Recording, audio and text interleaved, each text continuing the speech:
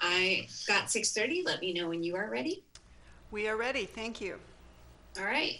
Good evening, everyone. We are convening this meeting. This is a special study session of the City Council of the City of Emeryville.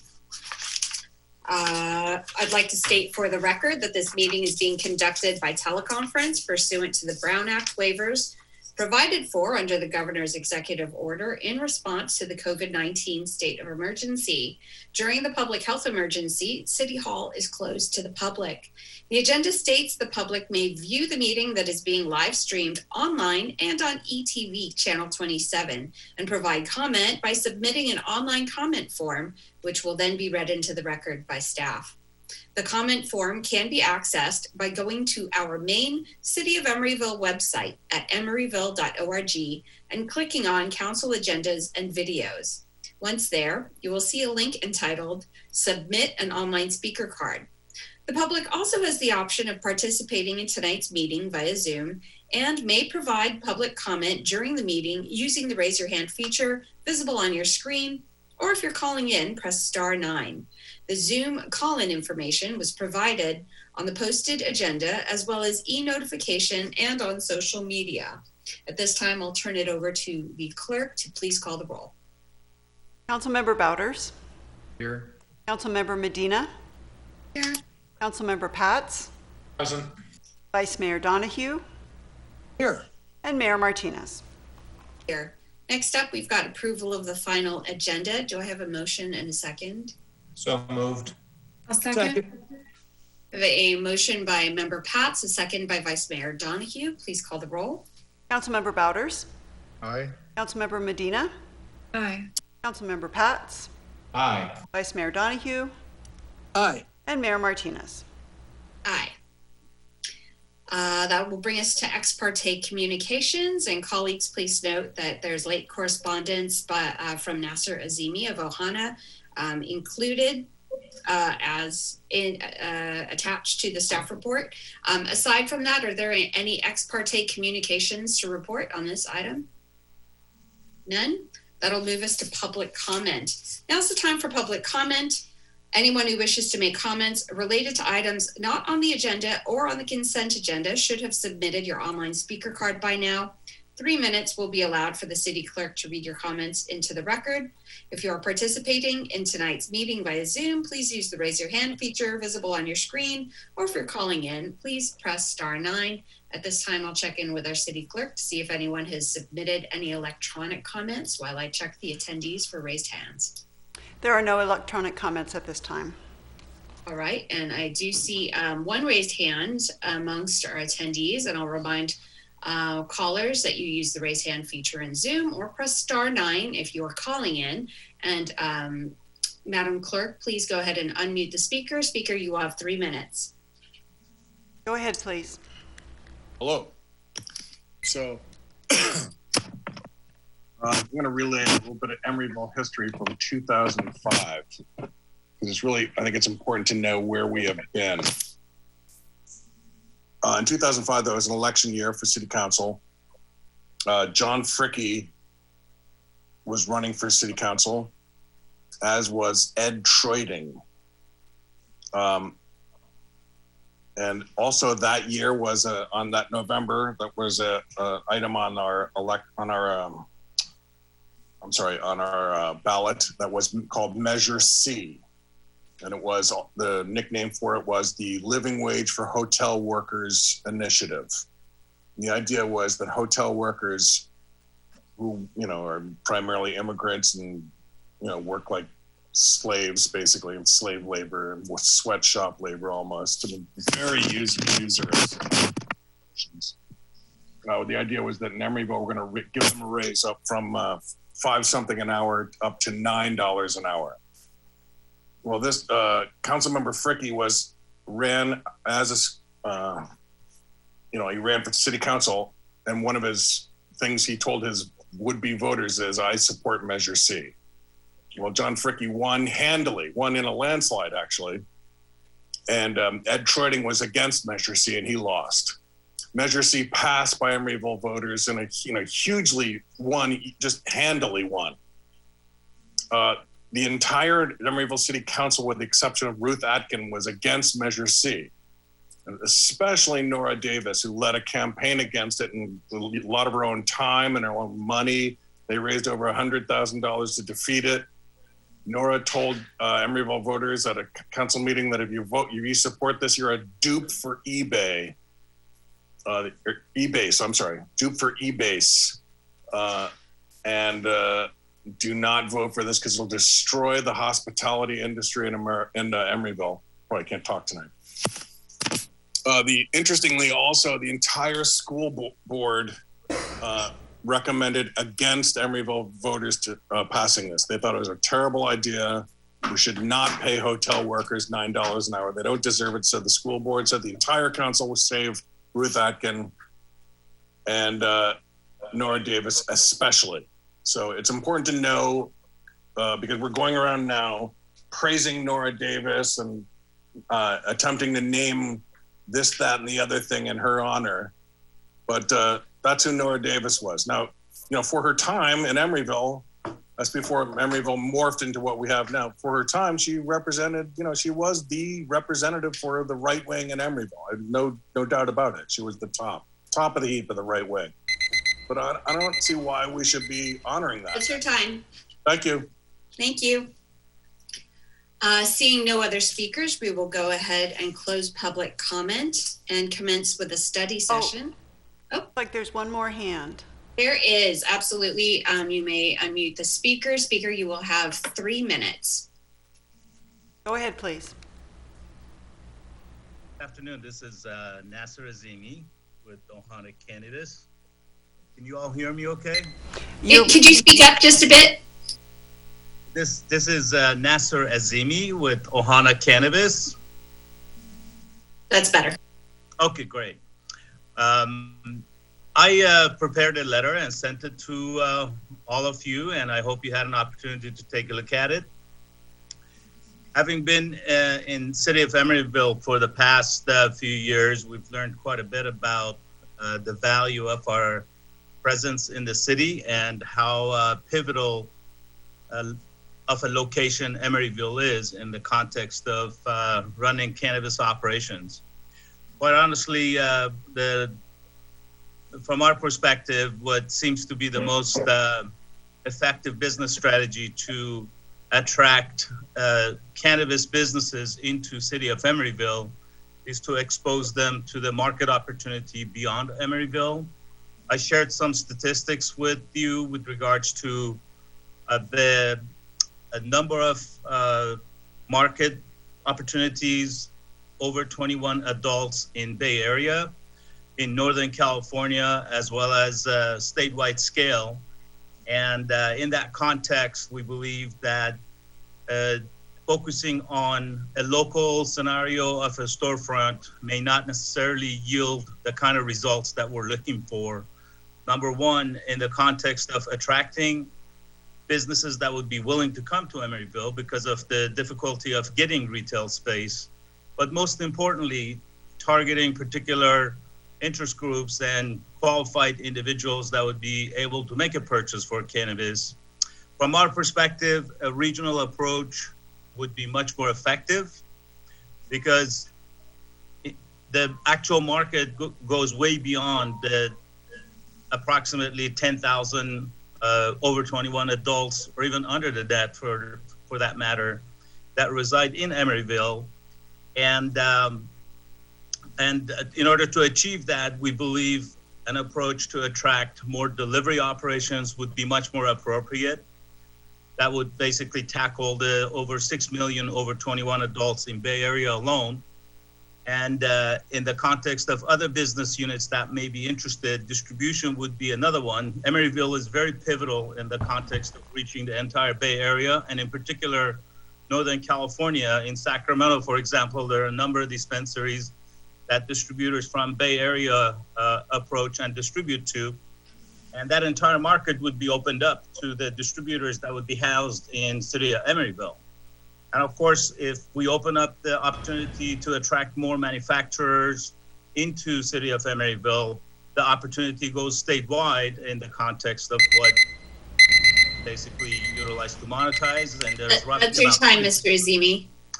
Thank you. I appreciate the opportunity. I think the letter pretty much self-explains. I'll be happy to answer any questions. Great, thank you. We did receive your letter and it was attached to our staff report as late correspondence. I do see another hand raised. So Madam Clerk, please go ahead and unmute the speaker entitled Maple Group. You will have 3 minutes. Go ahead.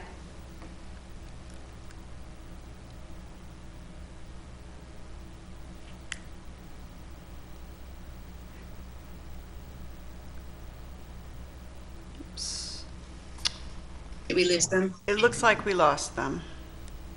Okay, viewers, there will be another opportunity if you're speaking to the item to address us after the staff report.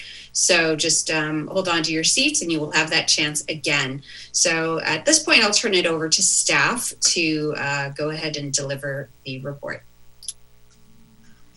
Great. Thank you, Mayor Martinez, members of the City Council. This is Chad Smalley, Economic Development and Housing Manager. And thank you, Sherry, for putting up the presentation. And so this study session will be on cannabis industry expansion. Next slide, please.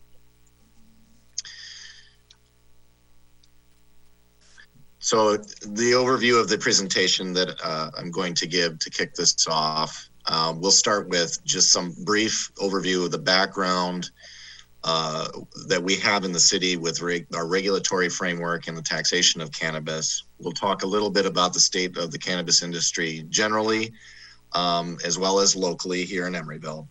We'll talk about the obstacles to further expansion of the industry as staff sees it, and then a few potential interventions. Next slide, please. So by way of background, the story goes back even before this, but really it was in April of 2017 that the ordinances that really opened up the Emeryville market to cannabis were adopted by the City Council.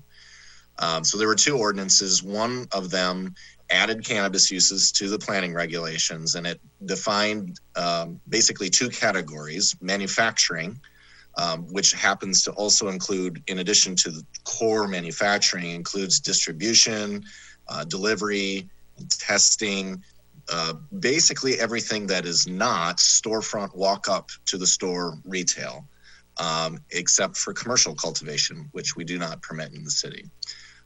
And then the other category is storefront retail, and they're treated a little differently for reasons I'll explain.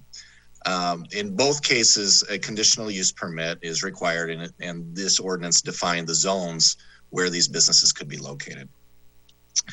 The second ordinance established the requirement for an operator's permit, which is issued by the police department, administered by the police department on an annual basis.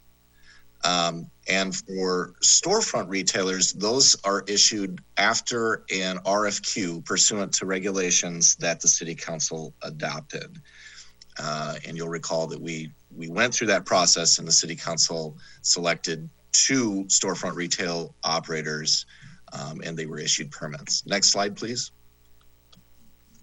So then in November of 2018, Emeryville voters approved Measure S, which established a cannabis business tax and the City Council set these rates at, and these are percentages of gross receipts, 3% for storefront retail and delivery, 2% for manufacturing, 1% for distribution, and 1% for testing companies, with the receipts that result from tests of local product rebated to the company. Next slide, please. In March 2019, we amended this, City Council amended the ordinance to allow product to be visible from the public right-of-way, as previously that was prohibited. In April of 2020, some additional cleanup changes were adopted by ordinance to conform to state law. In September of the same year, the ordinance was amended again to allow cannabis uses in more zoning districts and addressing the buffers, reducing them essentially. And then in April of 2021, the ordinance was amended to require a commercially reasonable level of sales to maintain an operator's permit. So you can see that these fine tuning of the ordinance, occurred over the last 3 years or so. And as part of this, you'll recall in February of this year, the city council requested this study session to talk about the obstacles to expansion of the industry and what the city might do to address that. And that brings us to today. Next slide, please.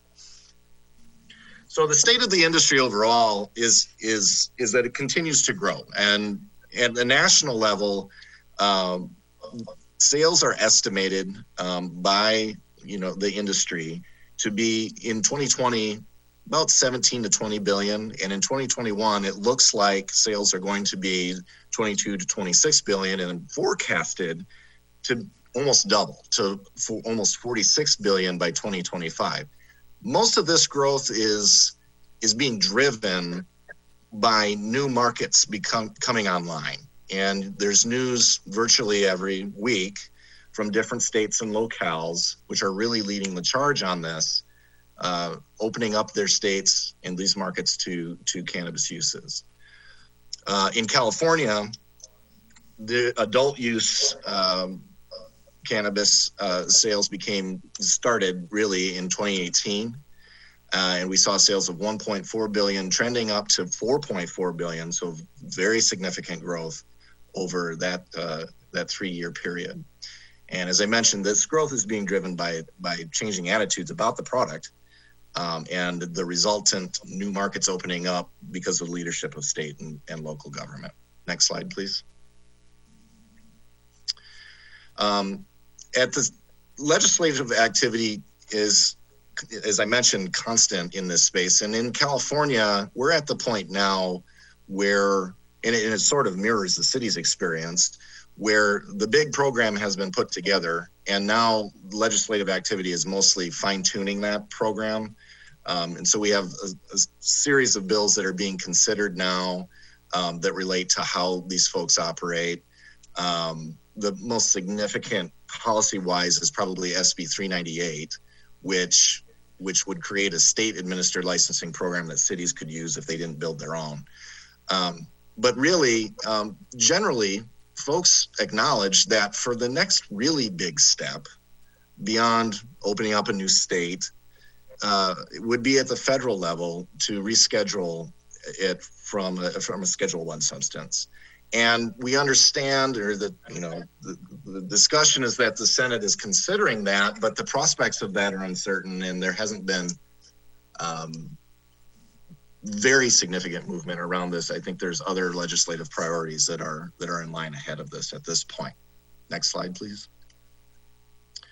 So in Emeryville, this is where we stand today. We have issued conditional use permits for 7 locations, 6 of which are currently actively being used by cannabis businesses.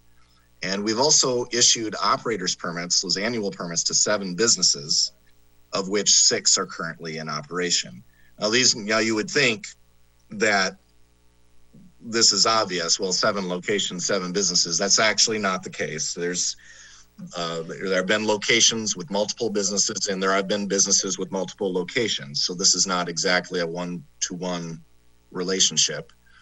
But of the 6 we have, and I want to point out there's an error in the staff report. I mentioned that there are 7 in operation. There's actually 6. The types of businesses, there's 2 manufacturers, there's 2 storefront retailers, I mentioned earlier, 1 distribution company, and 1 delivery company at this point. Of those businesses, just the ones in operation today, not counting folks that have left, those businesses have generated a total of $841,000 in revenues just under Measure S, not including sales tax revenue. And that averages out to about $119,000 per quarter.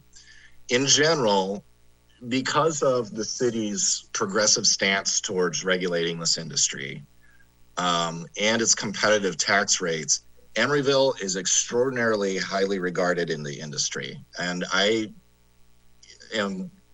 it's difficult to think of, I don't think I've ever had a week go by where a cannabis company does not contact me looking to move here. Often from adjacent jurisdictions, sometimes startup, sometimes from far away. And our space is an extraordinarily high demand. in the Bay Area and really statewide. Next slide, please. So with that demand, why are there only 6 businesses operating today? There are barriers to expansion, and really the top line story is that there's just limited availability of space. At the end of the day, that is what's driving, that is the obstacle, because the regulatory obstacles are not really there, and the tax rate is competitive. Folks want to be here. There's plenty of demand for space, but there's no space for them to get. And we have to unpack that a little bit. There's reasons for that. One is we're a small city, so we have a small inventory in the first place. And I mentioned there's a lot of demand for the space that is available. Many property owners remain reluctant to lease to cannabis businesses. And the reason primarily relates to banking issues. We are at a point in time where cannabis businesses they're not all 100% cash. They can get banked, but oftentimes they're banking through smaller community banks, and the folks that own commercial properties, particularly properties of significant size, which makes up a large part of our commercial property inventory, are banking with large banks, national banks, and the national banks are not comfortable with this product or these businesses because it's still federally technically illegal. And that leads to problems when an owner wants to refinance a building or do anything. The bank that they're working with typically doesn't want to underwrite these kinds of tenants. And so there's also a lot of risk that comes along with that. Aside from, and that's the principal issue. Aside from that, there are other risks on top of the banking issues. Many of these companies have limited operating history for obvious reasons, when compared to other tenants. And there are issues related to security, odors, and neighbor relations that other types of businesses don't have. And then just generally the stigma associated with the product. And there have been some cases where a prospective cannabis business is in discussions with a willing landlord, but the landlord, of a multi-tenant building finds out through the course of these discussions that the other tenants aren't comfortable with a cannabis business being nearby, and that has diffused some deals. So these things all combine, and then on top of that, Emeryville's commercial space is in high demand anyway, aside from all of these issues. So a property owner is faced with the choice among prospective tenants, and this becomes a pretty easy choice for them to make, to go with a more traditional established tenant that their bank will underwrite, where they understand the business and the neighbors don't mind. And that demand from those non-cannabis sectors is pretty strong. So it's not much of an equation for them to solve. Finally, and this is the most obvious thing, is that we do have this limit on storefront retail permits that I mentioned, because they are only issued subsequent to an RFQ. So to the extent retailers are interested in coming here, and there has been a few folks that have expressed interest, generally the response is we only consider issuing permits to storefront retailers subsequent to an RFQ, and we don't have an active RFQ out now. And so there is a category of properties that hasn't really been looked at very closely by cannabis businesses, those that are more retail oriented, possibly would be in play and possibly are owned by folks that would be able to lease to these companies. Next slide, please. I'm getting a little ahead of myself. So potential interventions, how can we address this? This is an interesting problem, because normally in an economic development perspective, when there is a prospective business type that you're really interested in bringing to the city for fiscal or other economic reasons, you look to incentivize, by whatever means you have available, that business locating in your city. And that can take the form of supportive regulations and rebates and all kinds of different incentives. But this is a different kind of problem. The businesses want to be here now. What's in front of them and what's the barrier is really relates to these reforms that are needed at the federal level and the property and how that interacts with the property owner, less than the business. So from that perspective, one can make the case that local interventions are probably going to be limited. There's a limited range of motion we have to address the core matter that banks and commercial property owners are reluctant to underwrite these folks. But interventions could be aimed at property owners' decisions when, and potentially there are some that are at the margin of being able to make that decision or not. One way of looking at this could be through, and these are enumerated in the staff report, but to review, permit streamlining is one thing that could be looked at. Cannabis businesses always, unless they're going into a space that already has a CUP, always need a major conditional use permit, and that process takes at least 8 weeks. And in the situation where you have prospective tenants and some of them require conditional use permits, major conditional use permit versus minor versus none at all, and a cannabis user which requires a major conditional use permit, that does tilt the balance away from cannabis businesses from the property owner's perspective, because that's a situation where the cannabis business has to go through a discretionary city process that takes time. And the less time that takes, the more competitive a cannabis business would be relative to businesses that don't have to go through those processes. Another approach we could look at would be some focused outreach to property owners. We do this informally now, and I often, especially for our existing cannabis businesses that are looking to expand, I'm often in conversation with brokers and property owners to let them know, yes, the city is supportive of these businesses and wants the industry to grow here, but we could do this more formally and coordinate some messaging with the industry to property owners to see if that could get some folks deal with the reluctance to lease. And then finally, we could look at incentives, but the incentives, as I mentioned, would want to be directed to the owners of spaces that potentially could be utilized for cannabis business. This requires a lot more research and analysis, but something similar to what our facade grant program did, but targeted specifically to this industry and specifically to sites that have very high costs of reuse for code issues or seismic issues or environmental problems, potentially could be something that could be looked at. Again, this requires more analysis by staff, because we would want to better understand where those owners are and whether this would be enough to motivate folks to lease to cannabis businesses, and then do the math to understand the cost benefit trade-off.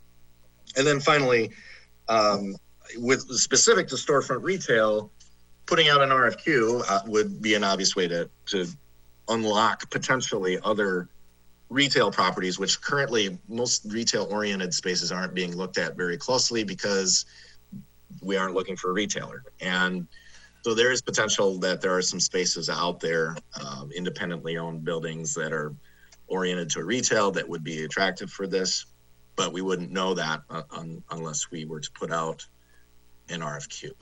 Next slide, please. So I mentioned in the staff report, which was published before May 19th, that we were going to take this to the EDAC.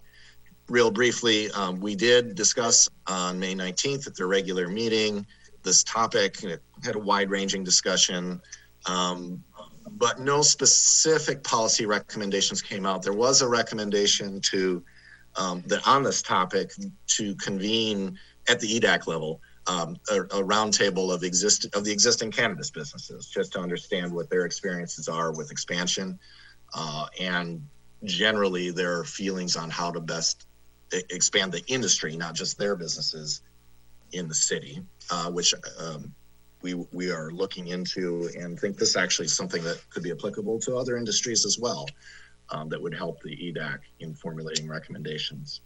Next slide, please. So in conclusion, and to summarize everything, the cannabis industry is growing. It's a great revenue generator and a diversification opportunity for the city.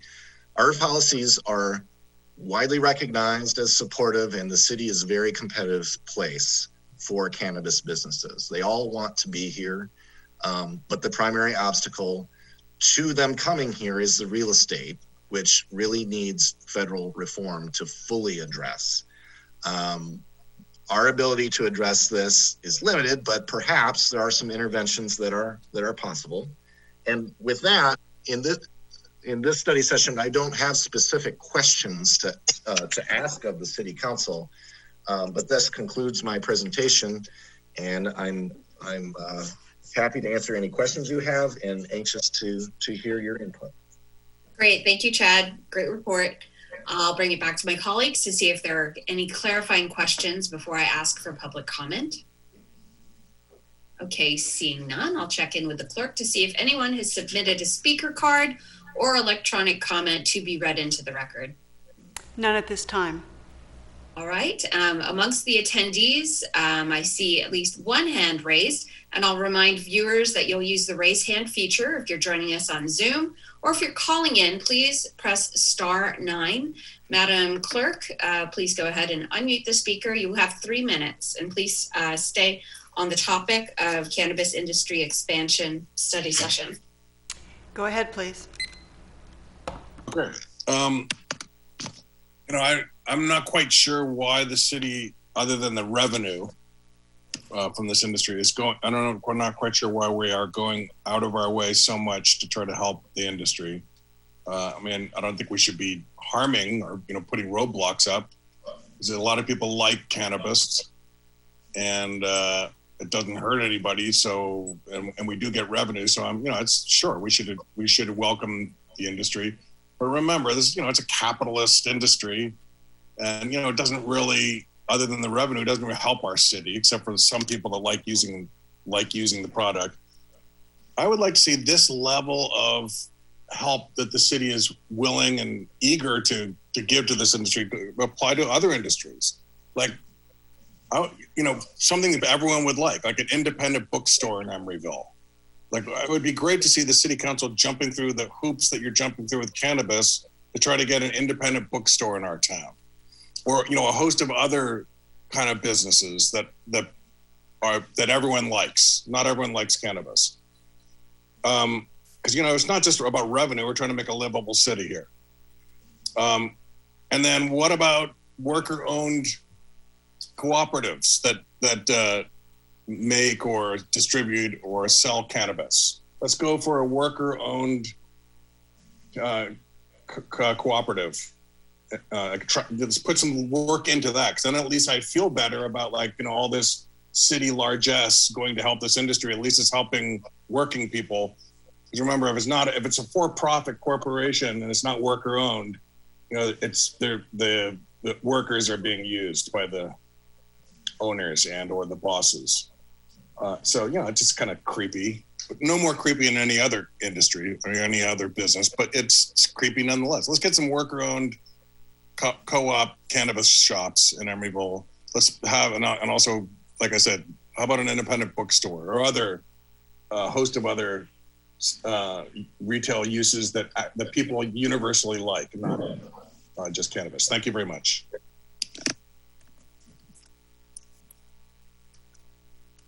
I see another raised hand by the Maple Group. So Sherry, go ahead and unmute that speaker. You have 3 minutes.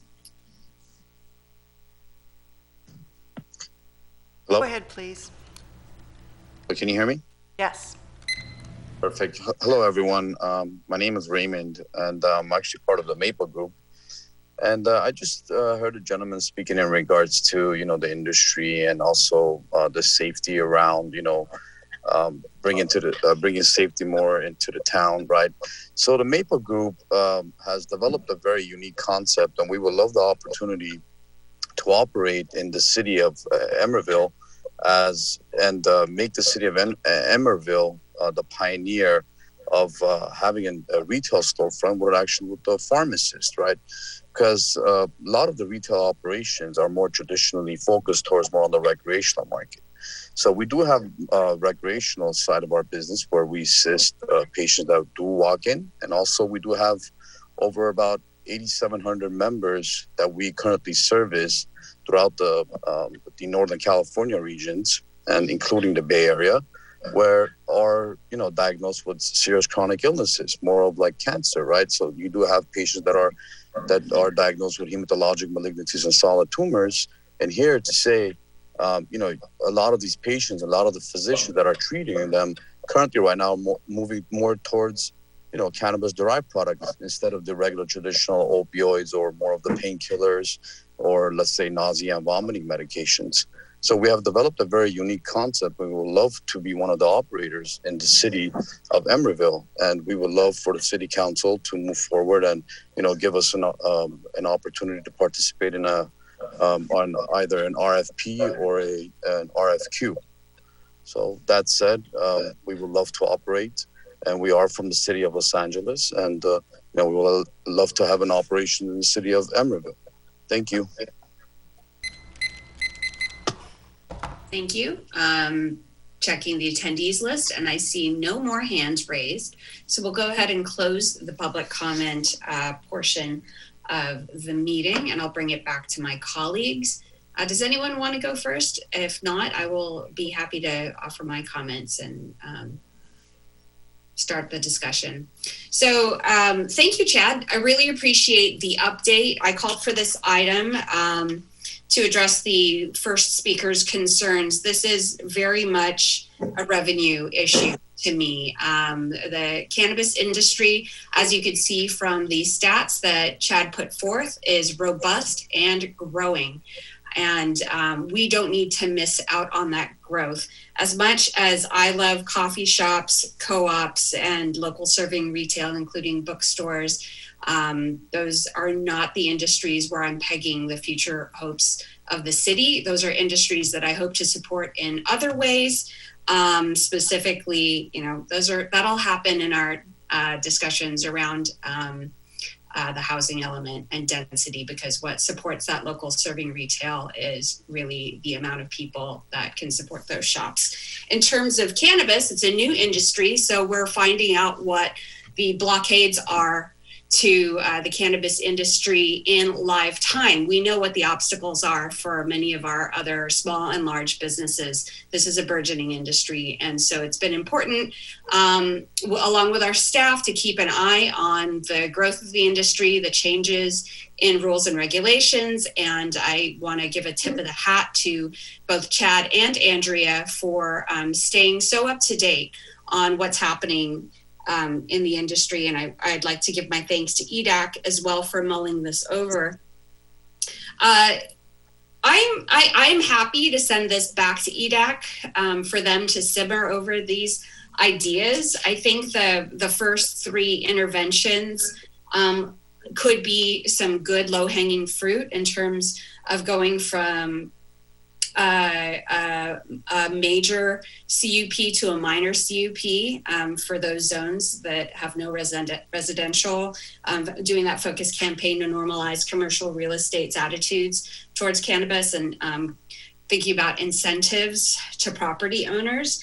And then as for more retail, at this juncture, I'm not necessarily interested in issuing an RFQ, but I wonder if the EDAC could consider, discuss amongst themselves whether an RFI might be appropriate, just to see what's going on with retail industry.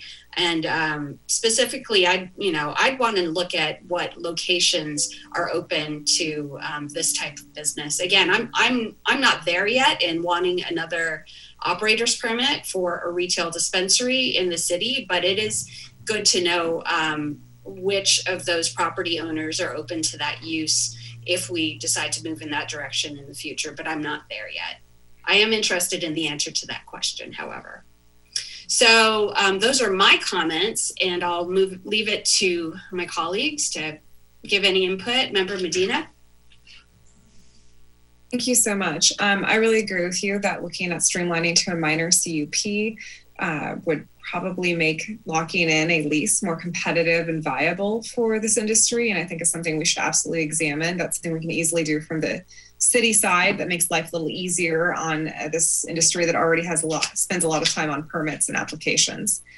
I think if we're going to be talking to property owners, I'd really like to focus on delivery. If we look at the market size we have here and our location, that's access to the largest consumer market we could possibly hit out of Emeryville with the best tax income for our city. So I'd want to prioritize how we can work that into those conversations.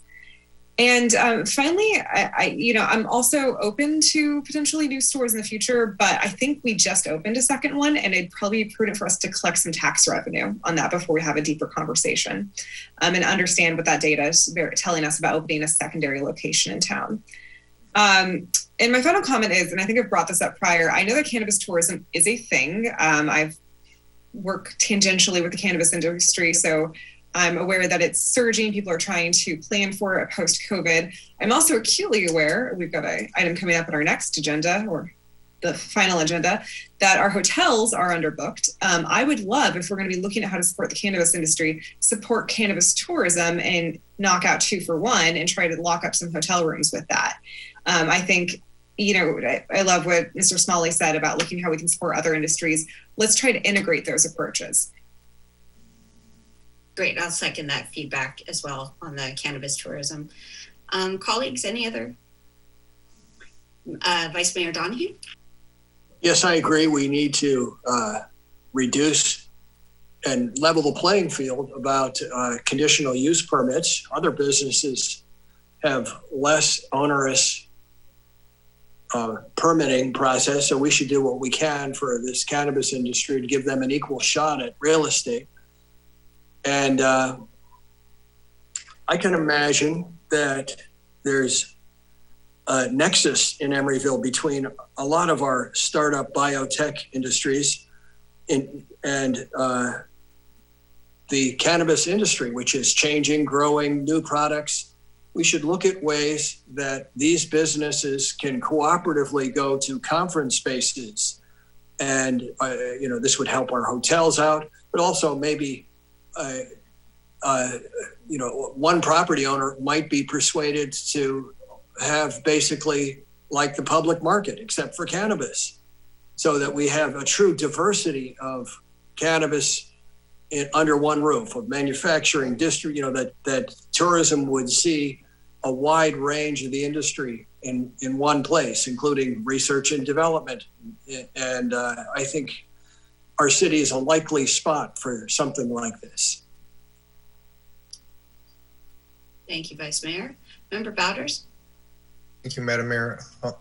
To the issue of conditional use permits, I support reducing to minor conditional use permits, but I would nuance my support for that by saying I don't believe we should give up that review for operators permits when an operator's permit is tied to it. So I just qualify my thoughts on that way. I think that, this was, by the way, to Chad and whoever else worked on this was one of the best written staff reports I've read in a very long time. And I just want to thank the staff who put the time into this. This was a superior staff report. And I look forward to seeing others like this one in the future.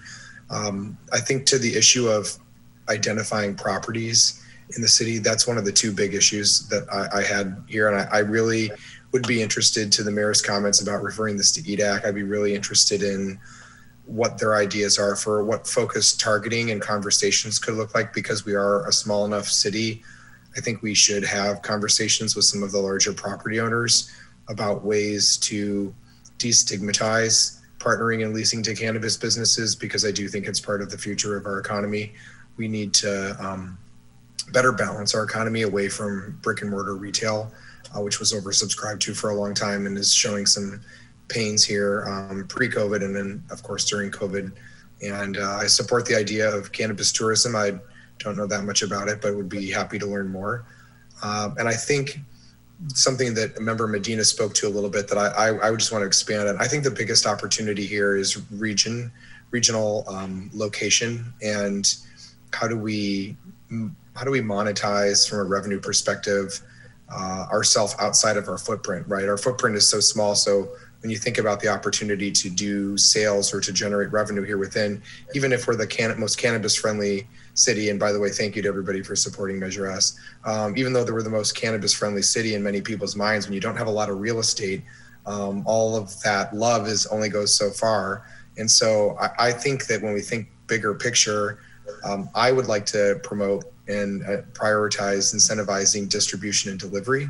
And so I think some of that property outreach that I think is the other big prong on this issue should be matched with, can we help link up either co-located distribution or delivery centers that serve larger areas of the Bay Area, which would yield a greater revenue footprint for us, even because we have an enviable geographic location.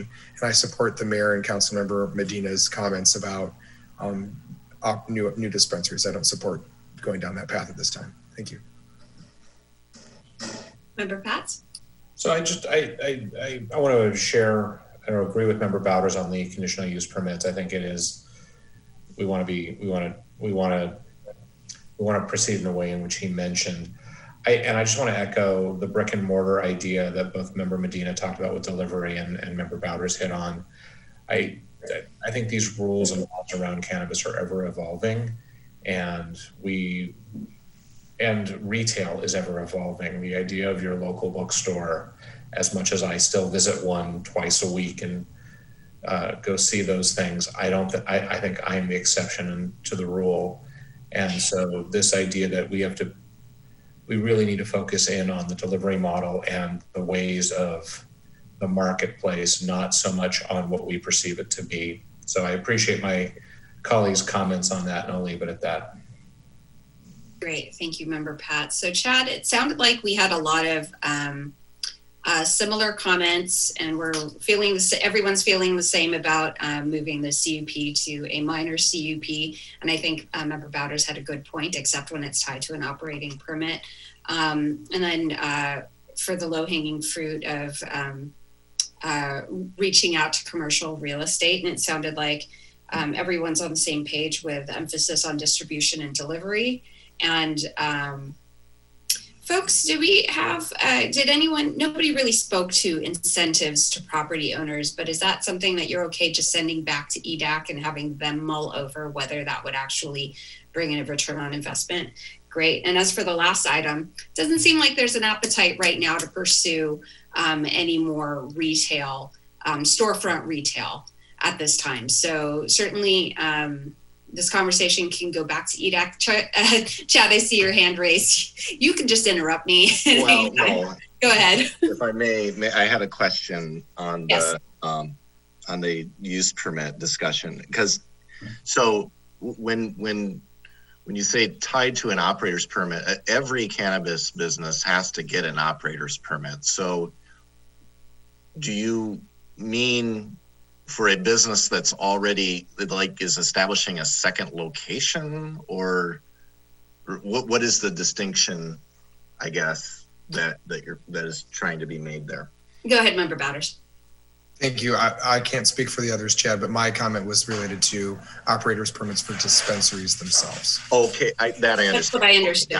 Got it. Yeah, they all get operators permits, but they get them in different ways. Yeah. I understand what you're getting. Yeah, I think that we aren't green lighting another dispensary is what the mayor just said, but I think we should, if we're going to talk about changing rules, if any future iteration of a council was to discuss this, I think that discussing conditional use permits for dispensary retail locations should be reserved for the council's discussion. Got it. Thank you for that clarification. Thank you. And I just want to please express our gratitude to the EDAC for really jumping in on this on this hot topic. And I think it's a great idea that they had to convene a roundtable. If it's not too difficult, if there's a way to get feedback from companies that have received permits in our city and then for some reason or other left, so we can find out kind of an exit interview, what the reasons were and what their obstacles were, or if they found, a better home somewhere else, that might be good to know how or why as well. But great report.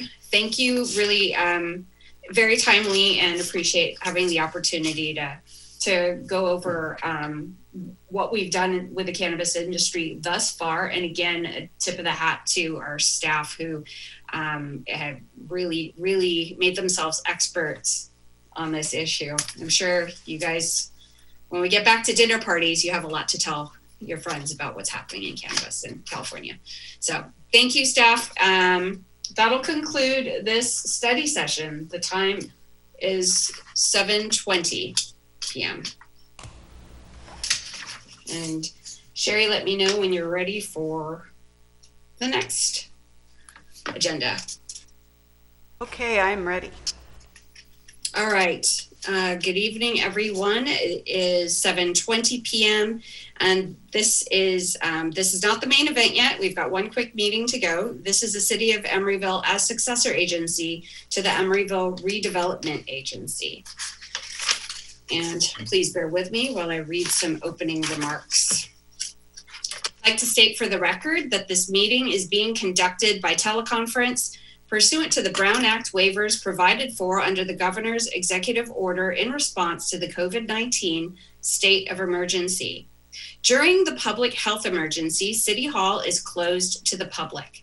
The agenda states that the public may view the meeting that is being live streamed online and on ETV channel 27 and provide comment by submitting an online comment form, which will then be read into the record by staff. The comment form can be accessed by going to our main City of Emeryville website at emeryville.org and clicking on Council Agendas and Videos. Once there, you will see a link entitled Submit an Online Speaker Card. The public also has the option of participating in tonight's meeting via Zoom and may provide public comment during the meeting using the raise your hand feature visible on your screen, or if you're calling in, press *9. The Zoom call-in information was provided on the posted agenda as well as via e-notification and on social media. Excuse me, wrong piece of paper. So at this time, I will turn to the clerk to please call the roll. Councilmember Bouders? Here. Councilmember Medina? Present. Councilmember Pats? Yep. Vice Mayor Donahue? Here. And Mayor Martinez. Here. That'll bring us to approval of the final agenda. Do I have a motion and a second? I move approval of the final agenda. I second the motion. We have a motion from Vice Mayor Donahue, a second from Member Bouders. Please call the roll. Councilmember Bouders? Aye. Councilmember Medina? Aye. Councilmember Pats? Aye. Vice Mayor Donahue? Aye. And Mayor Martinez. Aye. Colleagues, are there any ex parte communications on this agenda? Nope, seeing none. That'll move us to public comment. Now's the time for public comment. Anyone who wishes to make comments related to items not on the agenda or on the consent agenda should have submitted your online speaker card by now.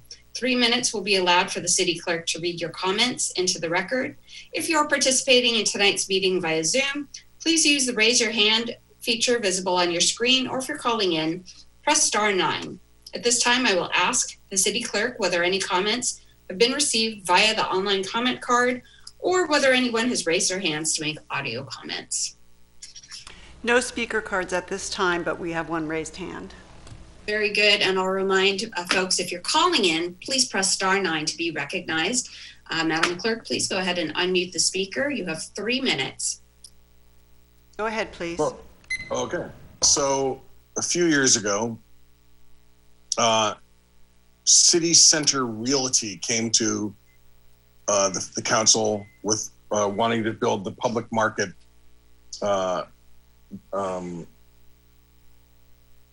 residence, all the apartments that they are now constructing, almost finished with, and they said that they don't any more than 6% affordability would not pencil out.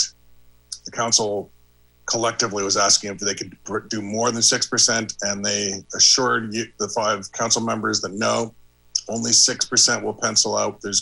We can't do it if you're going to force us to do more than 6%. The council then called City Center Realty's bluff, and there are 2 council members that are currently on our council that were on that council. That was Mayor Martinez and Vice Mayor Donahue.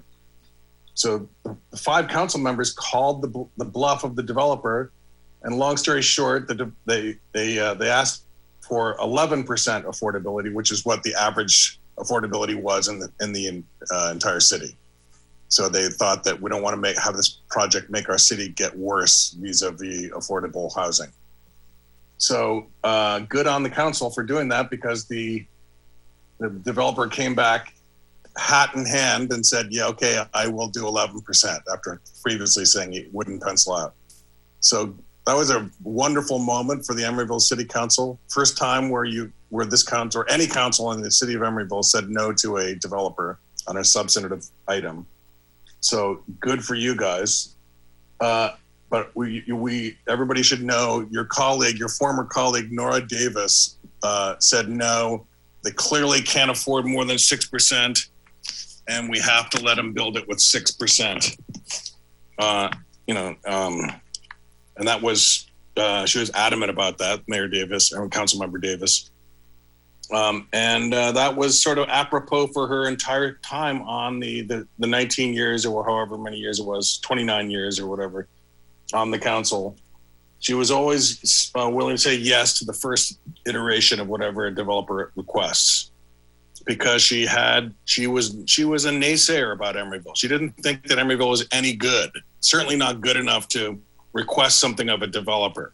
We just have to do what they say, according to what Councilmember Davis was basically saying, and we should feel honored that they're even paying any attention to us at all. Now, that was a really low-minded way of seeing our town. She didn't see any value really in the town, and the geographic location, she couldn't see any value in that. She was just, it was... Here's your time. Okay, thank you. Thank you. Seeing no other hands raised, I will close public comment for this agenda and move it to the consent calendar. Colleagues, if there are no questions or anything to pull on the consent calendar, I will entertain a motion in a second. So moved. Second. A motion from Member Pats, a second from Member Bowders. Please call the roll. Councilmember Bowders? Aye. Councilmember Medina? Aye. Councilmember Pats? Aye. Vice Mayor Donahue? Aye. And Mayor Martinez? Aye. Passes unanimously. We have no action items tonight, so at 7:27 p.m., this meeting is adjourned. And now we're on to the main event.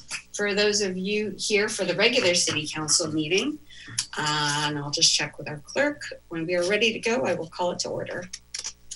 We're ready. Good evening, everyone. This is the main event. It's 7:27 p.m. We're running just a few minutes behind.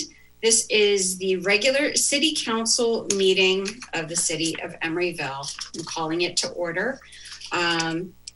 Am I close enough from the introductory remarks that I don't have to read them again, Sherry, or should I do it again? No, I think we're good on that and the roll call. Very good. So we're all still here. Next up, I've got approval of the final agenda. Does anyone have anything to pull or change or move around?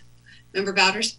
I just need to announce, according to law, that I'm recused from item 12.4, which is titled, the resolution of the City of Council of the City of Emeryville approving a conceptual design and directing Lennar multifamily communities to proceed with the design and installation of a bike boulevard, level 4 and 5 traffic calming. Because of the proximity of my residence to the Lennar project, I am not able to participate, and I will be leaving the meeting at that time. Okay, thank you, Member Bowders. If that is the case, do you have any future agenda items that you'd like us to consider under number 14 after you're gone? I do not. So when I leave the meeting, I will be leaving the meeting. Okay. Unless someone else has a future agenda item and thinks my vote would be valuable to that, then I'll stay. That part's usually not controversial. Yeah. I will support all the future agenda items. How about that? So that's my recusal. That's it. So was that a motion? Yeah, I'll motion to approve the final agenda with that as well. Thank you. I'll go ahead and second that. Please call the roll. Councilmember Bowders? Aye. Councilmember Medina? Aye. Councilmember Pats? Aye. Vice Mayor Donahue? Aye. And Mayor Martinez? Aye. No special orders of the day. Are there any announcement of commission and committee vacancies? Just to say that we are preparing the reports for your next meeting on June 15th, where you will interview and make appointments to our various committees and commissions. Thank you. Looking forward to that. We're on item 6, council member special announcements or reports on meeting attendance. Does anyone have anything to report? Member Bowders, please. Thank you. Just 2 things. One, briefly, tomorrow the Bay Area Air Quality Management District will hear the most consequential rule proposal that it has had related to the regulation of emissions at 9:30 a.m. Rule 6-5 will be before the board after over a year of development. It would greatly reduce emissions up to 72% from fluidized catalytic cracking units at refineries in the Bay Area. It's expected to be a very long meeting with a lot of public interest. And if you're interested, please visit baaqmd.gov and you can find the link to the general board meeting for tomorrow at 9:30. My second announcement is I wish everyone a happy Pride.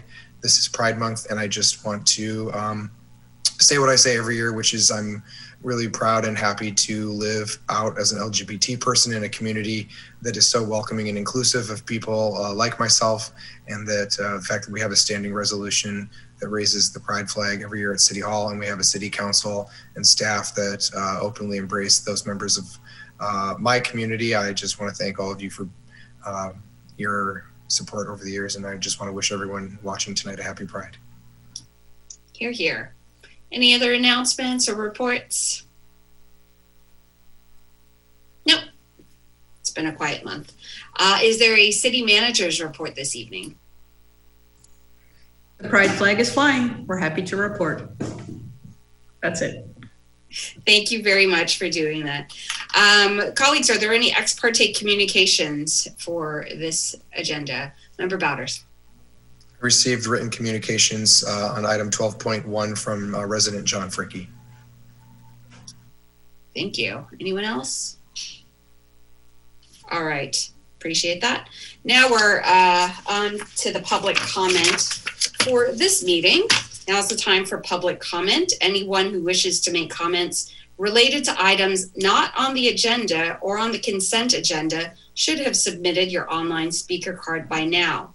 3 minutes will be allowed for the city clerk to read your comments into the record. If you're participating in tonight's meeting via Zoom, please use the raise your hand feature visible on your screen, or if you're calling in, please press *9. So just to remind you, this is for issues in the purview of the city council, but not on the agenda. Or if you want to speak to something on the consent agenda, which we're going to call next, this would be the appropriate time to speak. So, Madam City Clerk, do you have any electronic comments or speaker cards? Not at this time.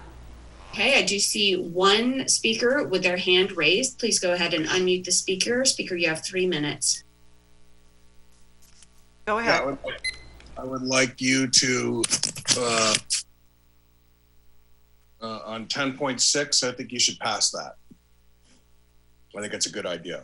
And then I wanted to also say that Councilmember Nora Davis was against building the Doyle Hollis Park. She instead wanted to have the taxpayers pay to build a parking garage for local businesses to be able to use, to have more free parking in Emeryville that we pay for. Structured parking, be very expensive, but it was something that she was adamant about, felt very passionate about. She was vehemently against the Doyle Hollis Park.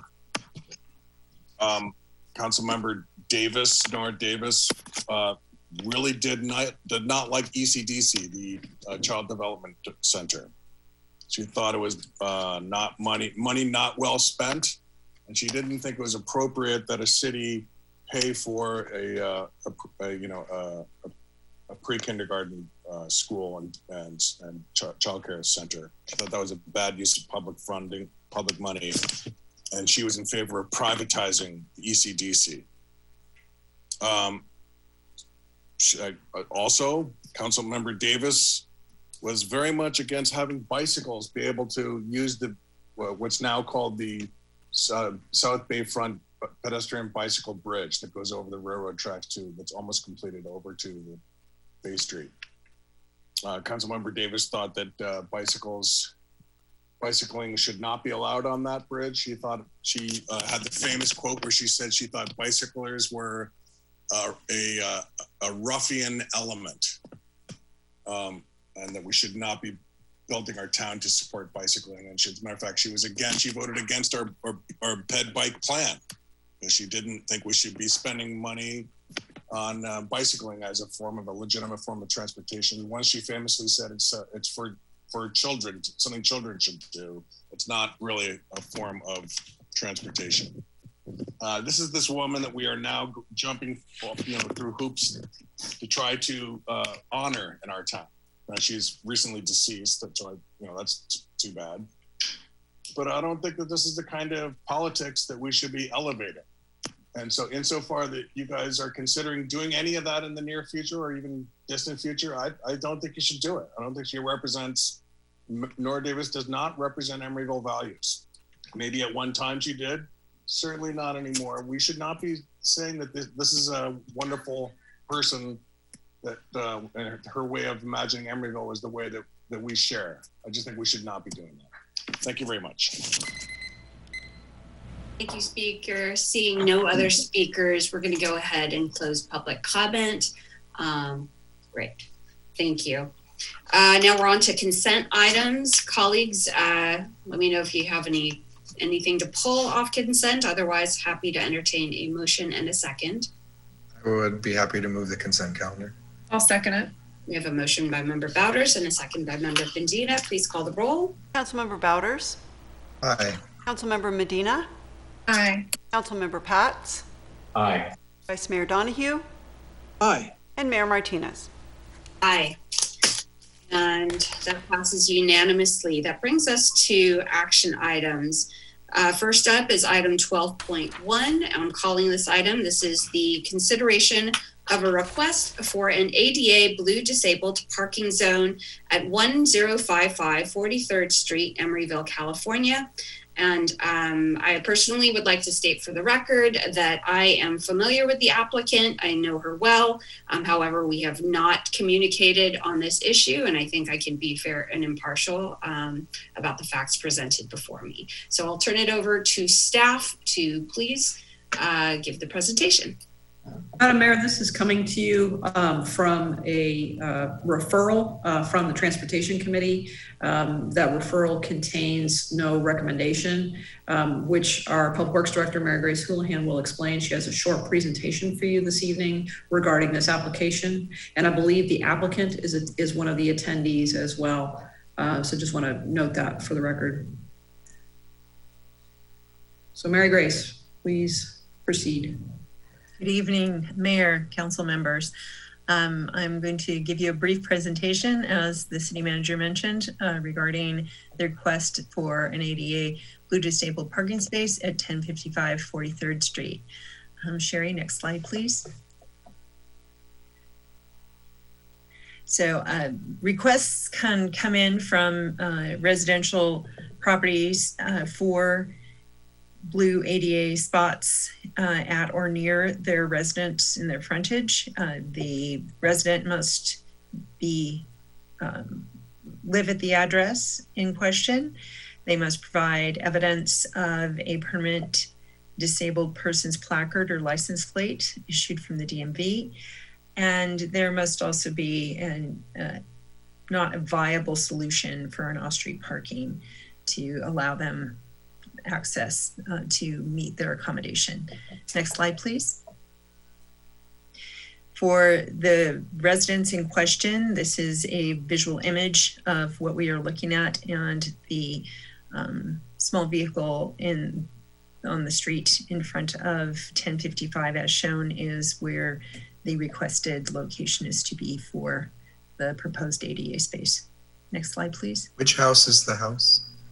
I'm sorry, you're back. It's the one on the left. Thank you. Okay. Next slide, please. So Ms. Burkhalter is the resident at 1055 53rd Street. She has submitted an application, provided evidence of the ADA placard that has been issued to her.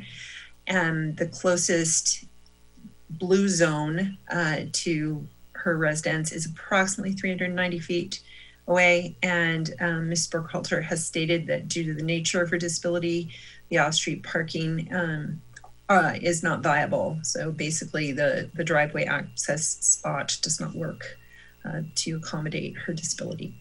Next slide, please. So the action that has happened to date is this item was brought to the Transportation Committee on May 20th. Due to concerns regarding adequate posting for the Transportation Committee meeting, the Transportation Committee unanimously voted to forward the item to City Council without a recommendation.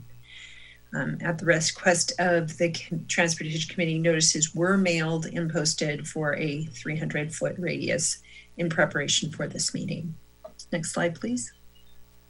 And so with that, I am happy to answer questions as I am able, and turn it over to the council at this point. Colleagues, are there any clarifying questions before I call for public comment? Member Donahue. Did the report include information about why she needed more than the driveway parking spot in front of her house? No, we were provided just a statement by Mrs. Burkhalter that did not meet or accommodate her her needs on her disability. So Mary Grace, I have one question about Exhibit C to the staff report. I'm just wondering what this map is trying to show us. And I see that there is a measurement of 323 feet from the residence going towards Adeline Street, and then another measurement of 66 feet. What is that showing us? So the 390 feet is the approximate distance to the closest ADA parking stall, parking space. And the 66 is just giving it across the street, because that blue zone is on the other side of the street. Understood. Thank you. Appreciate that clarification. Colleagues, any other clarifying questions? All right, seeing none, we'll move to public comment. Sherry, has anyone submitted a speaker card or an online comment to be read into the record? Not at this time, no. Okay, thank you. And viewers, I'll remind you that if you're joining us by Zoom, please use the raised hand feature to be recognized, or if you're calling in by phone, please press *9 to raise your hand. Sherry, I see a John Fricke with a raised hand. Please unmute Mr. Fricke. Mr. Fricke, you'll have 3 minutes. And Mayor Martinez, Mr. Fricke has submitted some photographs that he wishes to be presented, so I'm going to be sharing my screen to show those photographs during his 3 minutes of public comment. All right, thank you. Good evening, council members. I wanted to take photos and show them to you because I took those photos today. The photos in the staff report are, I think, from Google Street View, and they're a bit out of date. So the first photo is the front steps of Glynis's house. I live next door, and the vehicle is parked in the off-street spot. This is Glynis's minivan. Occasionally, Glynis is a passenger in her own car, and so the distance from the bottom of the front stairs to the minivan really could not be shorter. So the next photo number 2,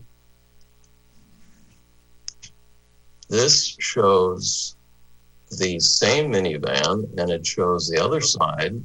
So if Glynis is the driver, then of course there's a little bit longer walk from her front steps to the driver's side, but the surface is level, it's firm.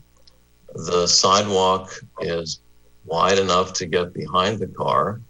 And again, the surface is level and firm on the driver's side. It's, in general, I think, close to the front steps and is quite safe. Okay, so the next photo, number 3. Again, these were taken today. The photo of the gray car in the foreground is where the blue curb is proposed. It's close to the front steps, but not as close as the white minivan. To get to the driver's side, Glynis would need to go out into the street. The surface is not as level because she would need to navigate either stepping off the curb or walking along my driveway. Those surfaces are not as easy because of the slope of the driveway and because the street is crowned so that it's not as level as the driveway. Additionally, I frankly think it's not as good an idea to have a disabled person out in the middle of the street. So I would consider this to be not as safe. Number 4 is taken from the perspective of Glynis's front steps on the right. And if Glynis were to be a passenger, then she would not have to step off the curb, but unfortunately there's a planted area that you can see, and number 5 gives you a little better perspective on the planted area. And so it's not as easy to navigate that planted area as it would be to navigate a level paved surface. Certainly not as good if it's wet, not as good if the plants are actually, grown in as they usually are. And then the last photo is a perspective of the front steps. And if Glynis were to approach the vehicle on the street, what that route would be if she went around the front of the car. The driveway is there, but it's similar in the sense that it's sloped down, not as level as the off-street parking space.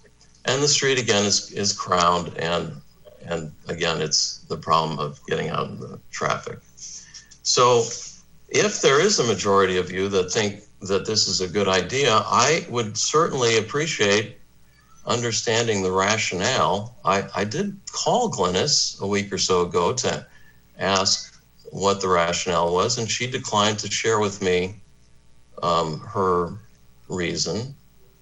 So I think that the city council has a responsibility to not make things worse. And I think that Glynis's spot that she uses now is quite good, and that the spot that she's suggesting would be not as safe. And so I think it's a bad idea. Those are my comments. See another speaker in queue, Sherry. So go ahead and unmute them, and you'll have 3 minutes. And please stay on topic. Yes, I just heard Mr. Fricke's presentation. That was very compelling. I mean, if we're to be looking at not inconveniencing this person, it looks like the street parking is more inconvenient and more dangerous, frankly, for somebody that's not completely able. I think that's very clear, made very clear by the presentation Mr. Fricke just made. And I also will say that, the public commons are a very contested space. Everyone wants to seize the commons. I mean, it's really common. It's human nature. It's common to want the commons. It's commonplace, I should say, to want the commons. And it's not just private industry or big corporations that want the commons, although they certainly do. And they've gotten the commons in Emeryville a lot. Also, private individuals, if they can get away with grabbing a little bit of the commons, a lot of them will try to do that. And I don't blame people, frankly. I'd like to have a private parking spot in front of my place on Holden Street. It'd be wonderful. Only for me to use, that would be wonderful. But I don't think you should do it, because I think it's, you don't need to, as Mr. Fricke just showed there.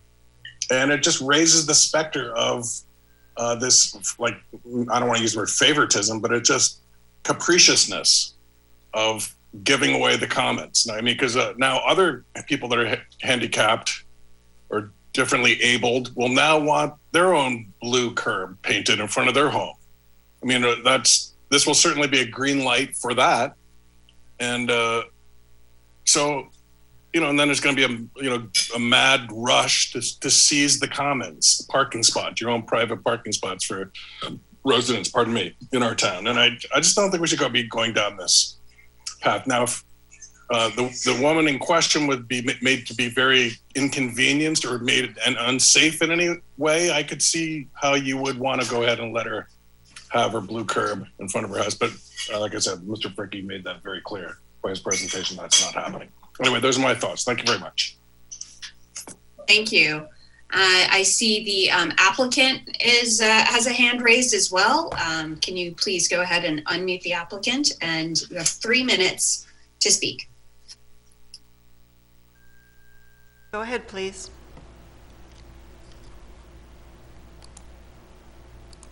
You need to unmute. You have to unmute yourself. There you go. All right. Thank you very much, everybody. Thank you for giving me an opportunity to express myself. I want to thank Mr. Fricke for his photos and comments, and Mr. Donahue as well. It sort of reminds me of some things that I've experienced in my life.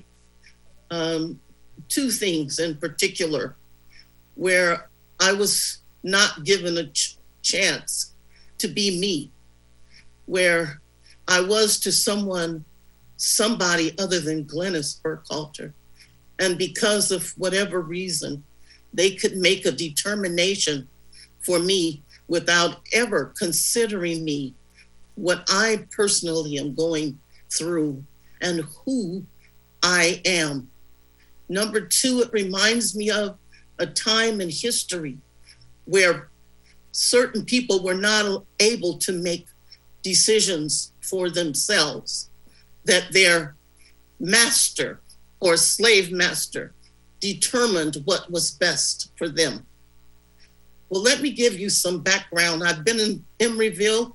I've lived at 1055 43rd Street since 1979. I have been the only licensed daycare provider in the city of Emeryville for approximately 15 years. I have hosted guest professors at the university and students from around the world in my home.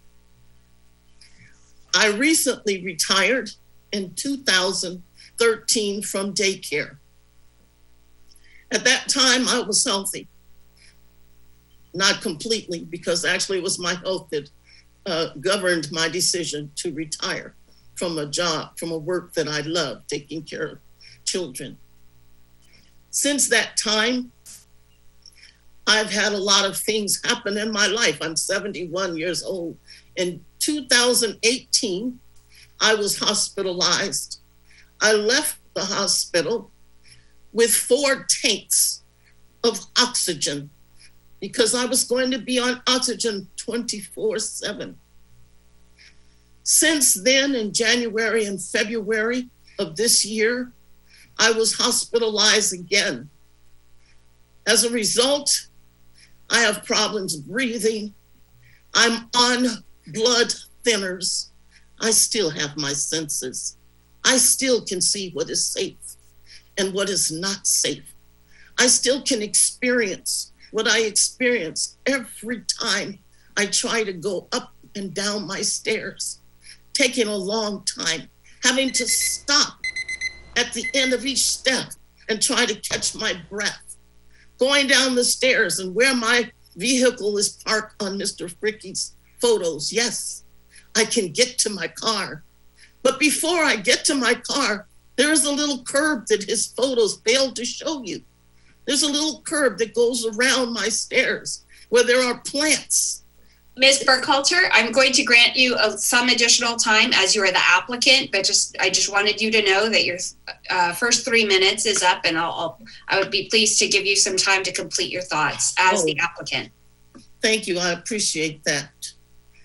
And so as a result of that planter, I have photos too, but unfortunately I didn't send them and I don't know how to share my screen, but getting in and out of my vehicle is a hardship because there's no space for me to put my footing.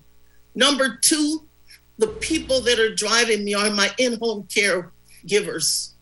I now have 3 in-home caregivers because I really should not even be on my own, but I am still very able to do things.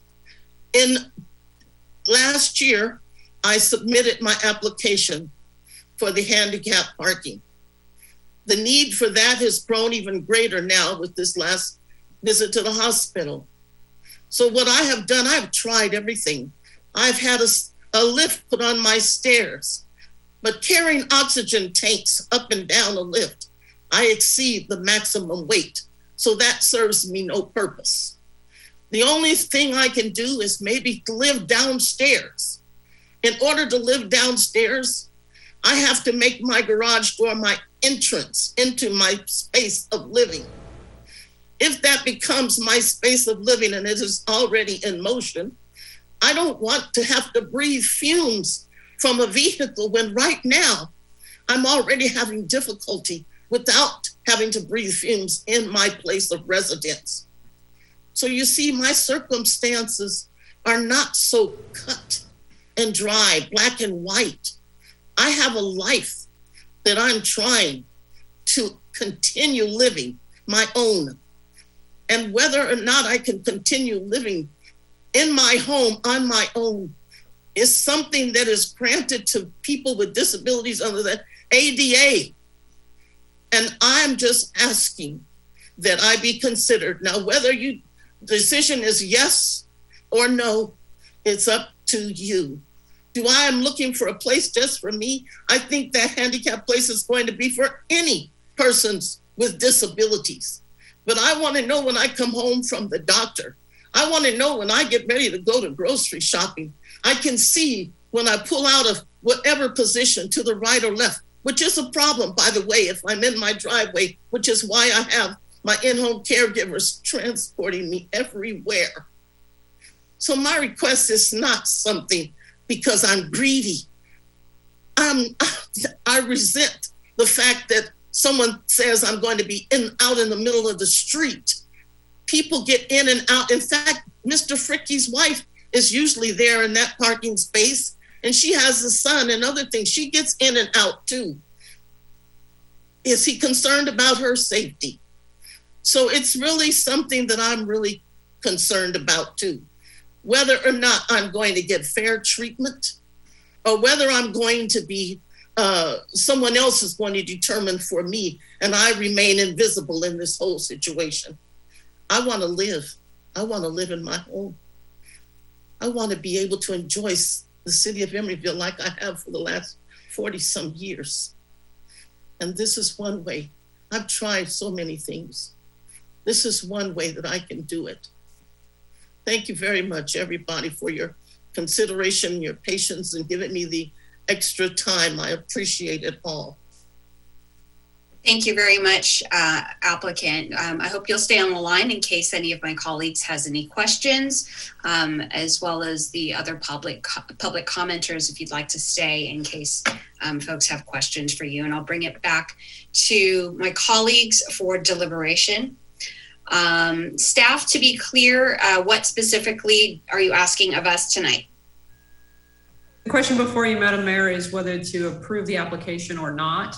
And the current process is that is simply a vote. There is no legislative action like a resolution associated with that. So it is a yes or no vote. Okay, very good. So I have a question for staff before we continue to the discussion.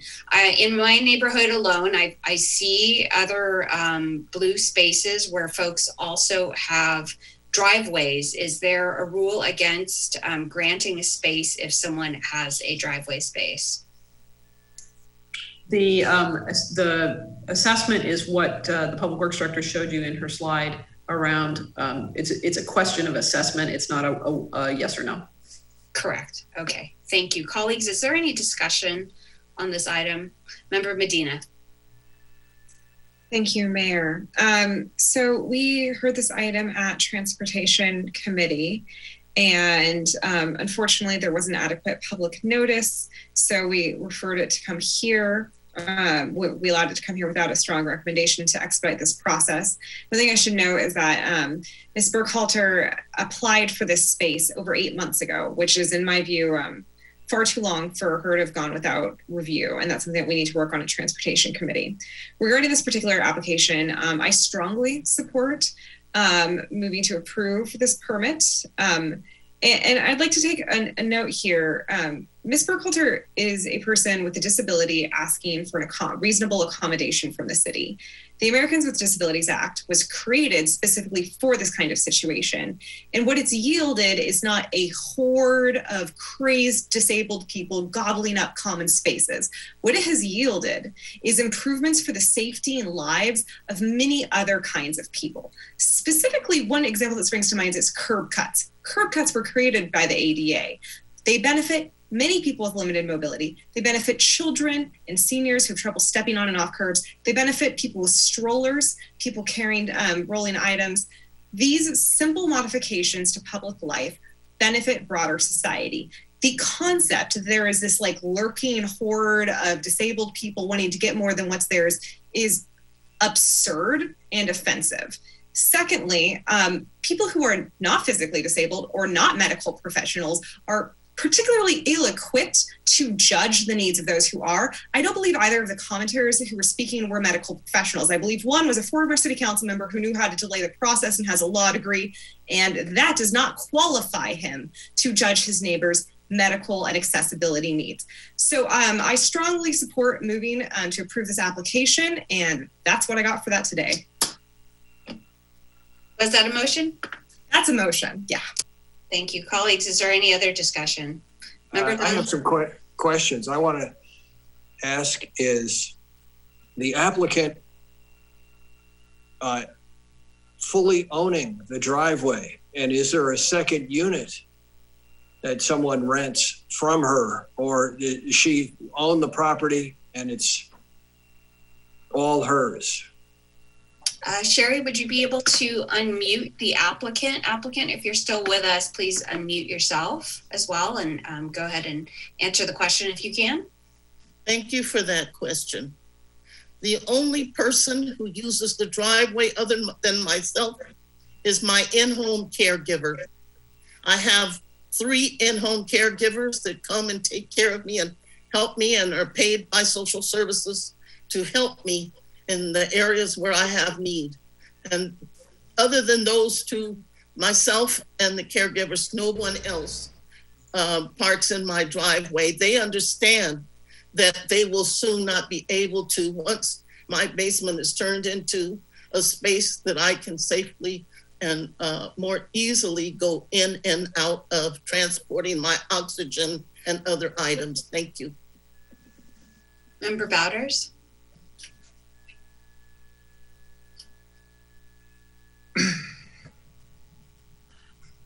I had a hard time with this at committee too. This really makes my heart sick, and I don't know how to say all the things I want to say, but I've been fighting to keep my grandmother independent for a very long time. And as I said at committee, we don't always know all the things a person is going through. And I'm sorry, but to the commenters, it is extremely ableist of you to come here and presuppose all the things about Ms. Burkhalter's needs and what would be best for her.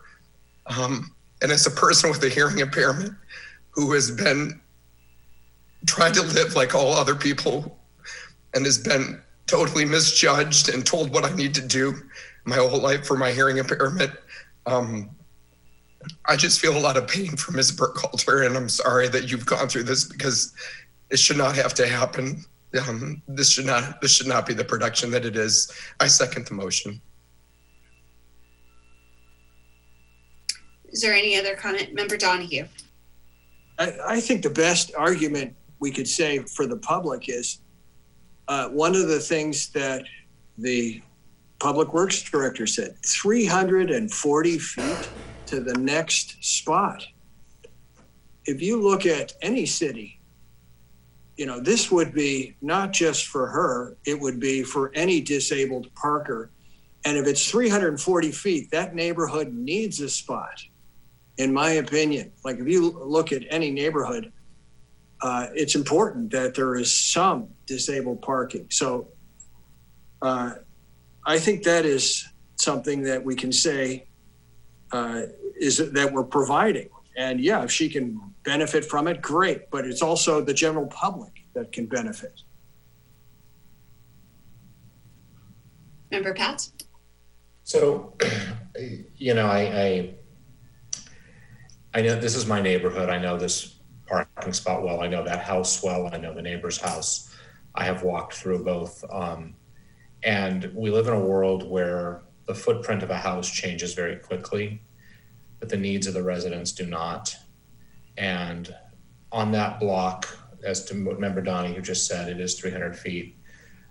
This is a very high trafficked area. And the exact same argument of, if it's a handicap spot, that doesn't take it out of the public domain. It is still a public spot open to anybody who needs it that has a placard. And so the argument against converting the spot is simply that, I won't be able to park there. And we didn't talk about the driveway that the neighbor has and the garage. I don't use my garage as a garage for parking a car. Am I taking away public space by parking a car on the street?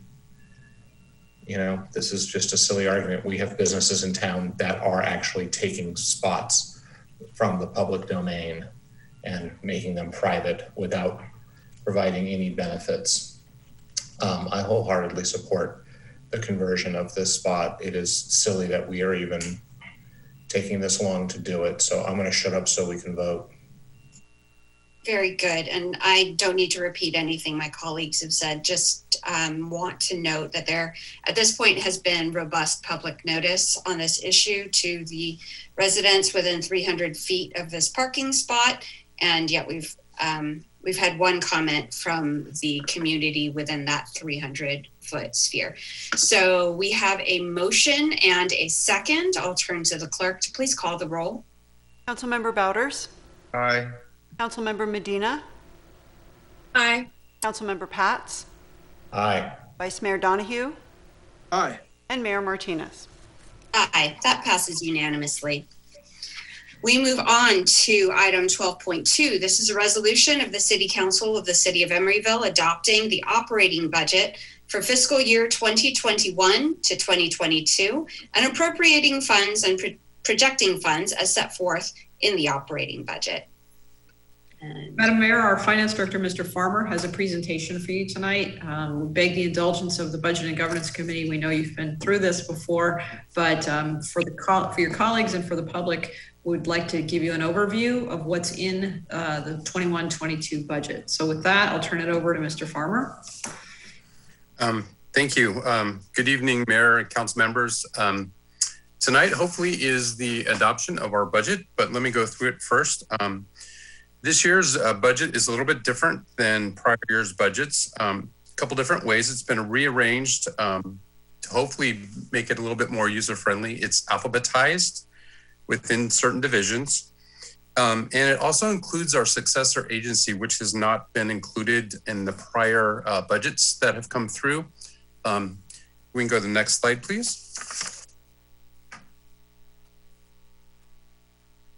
One of the other things that's here as we've gone through this economic downturn is the need to have good information. And unfortunately, with the recovery being slower than a lot of people had hoped or anticipated, we found it necessary to revert back from a 2-year single budget to 2 single-year budgets.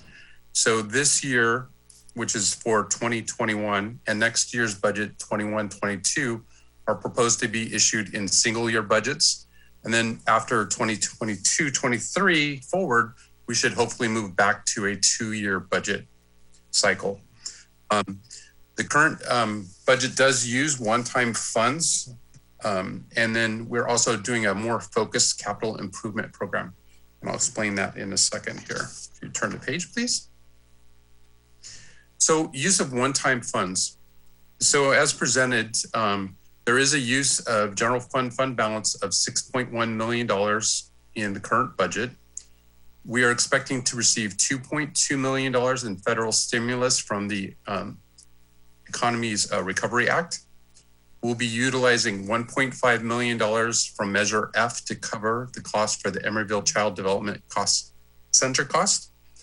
And we will be using $1 million of the set aside 115 trust that the city has been really smart in setting up and maintaining over the past few years. We're going to maintain some vacancies across multiple departments. And then we have some vacancies that are budgeted, but we have them in there as a negative also to maintain the positions, but then also to give us some flexibility to come back to council should the revenues increase, or if they don't, unfortunately, we would have to come back for that too, but hopefully they'll come back. And if there's a need for those, at that point, we would do that. We do plan to defer the transfers to the litigation and extend useful lives on some of the vehicles, as well as maintaining the current residential property tax reservation allocation that was suspended last year. We're going to continue that on for this year, and then we'll see how that goes when we move to the following year. If we can go to the next page, please. So we talked about a focused capital improvement program here. So in the current budgeted capital that's been approved by council for fiscal year 2019 through 2024, in the current budget, there's actually $63.2 million of capital, and that is a carry forward of $58.1 million. There's $2.75 million in capital grants that are being budgeted as being expected next year. And then there is an additional $2.3 million in normal maintenance, and those are going to come from special taxes and use of existing fund balances for projects that were previously approved. We can go to the next page, please. So I want to kind of go over the general fund with everybody. So the current year's fiscal year 21 or 2021, had an amended budget that was approved, which is going to utilize $2 million approximately of the general fund balance. And that's on top of the $6.3 million that was approved last June to budget or to balance out the fiscal year 2021 budget. In 21-22, you can see that our revenues are still down, and I'm going to get to the bigger revenues that are still reduced. And then on the expenses, you can see that we went up $1.3 million, or about 3%. And that's basically due to some of the salaries and benefits that continue to rise due to contracts that are already in place. And unfortunately, insurance continues to go up, and we would expect it to go up. The other big factor in the expenses is going to be the CalPERS unfunded actuarial liability expenses, which continue to go up every year, and we're expecting them to go up again. I heard a few weeks ago that CalPERS is actually looking to meet again in November of this year to see if they're going to adjust the discount rate or make any other adjustments to how they apply the repayment of the unfunded actuarial liability. But that basically brings us down to the general fund needing $6.1 million. The request today is to utilize existing general fund balance for that $6.1 million. That will still leave us with about $2 million in general fund at the end of the year, plus any kind of recovery that we may have been a little conservative on some of the revenues going into the new year.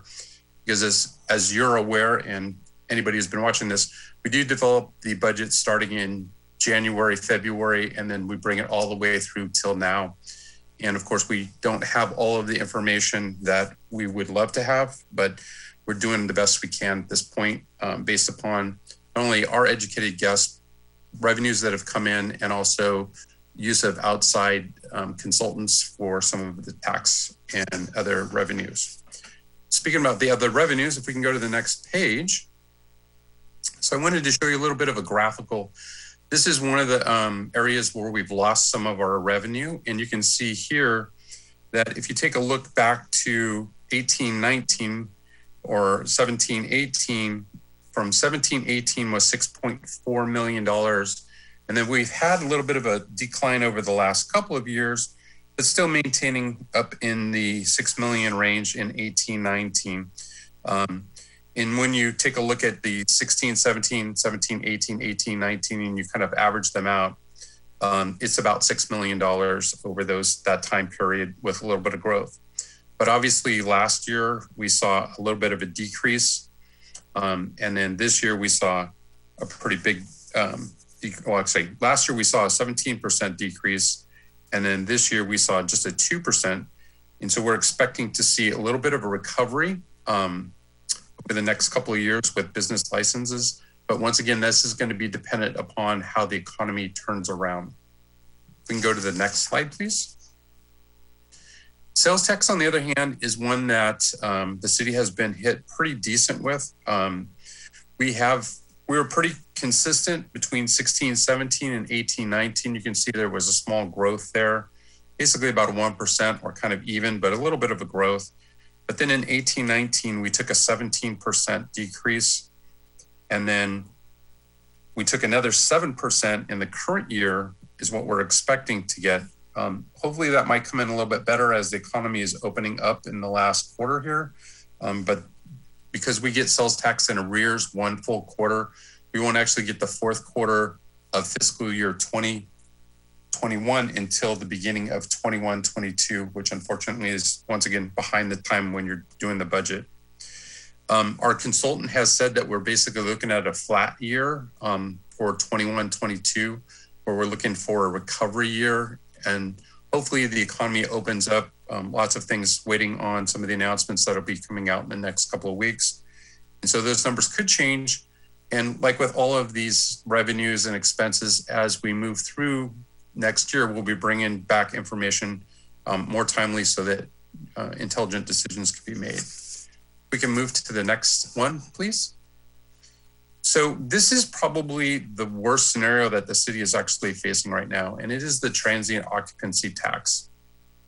And so this is the tax on people who come to our hotels and they enjoy the economy and they help to spur restaurants around the hotels as well as other amenities in the area.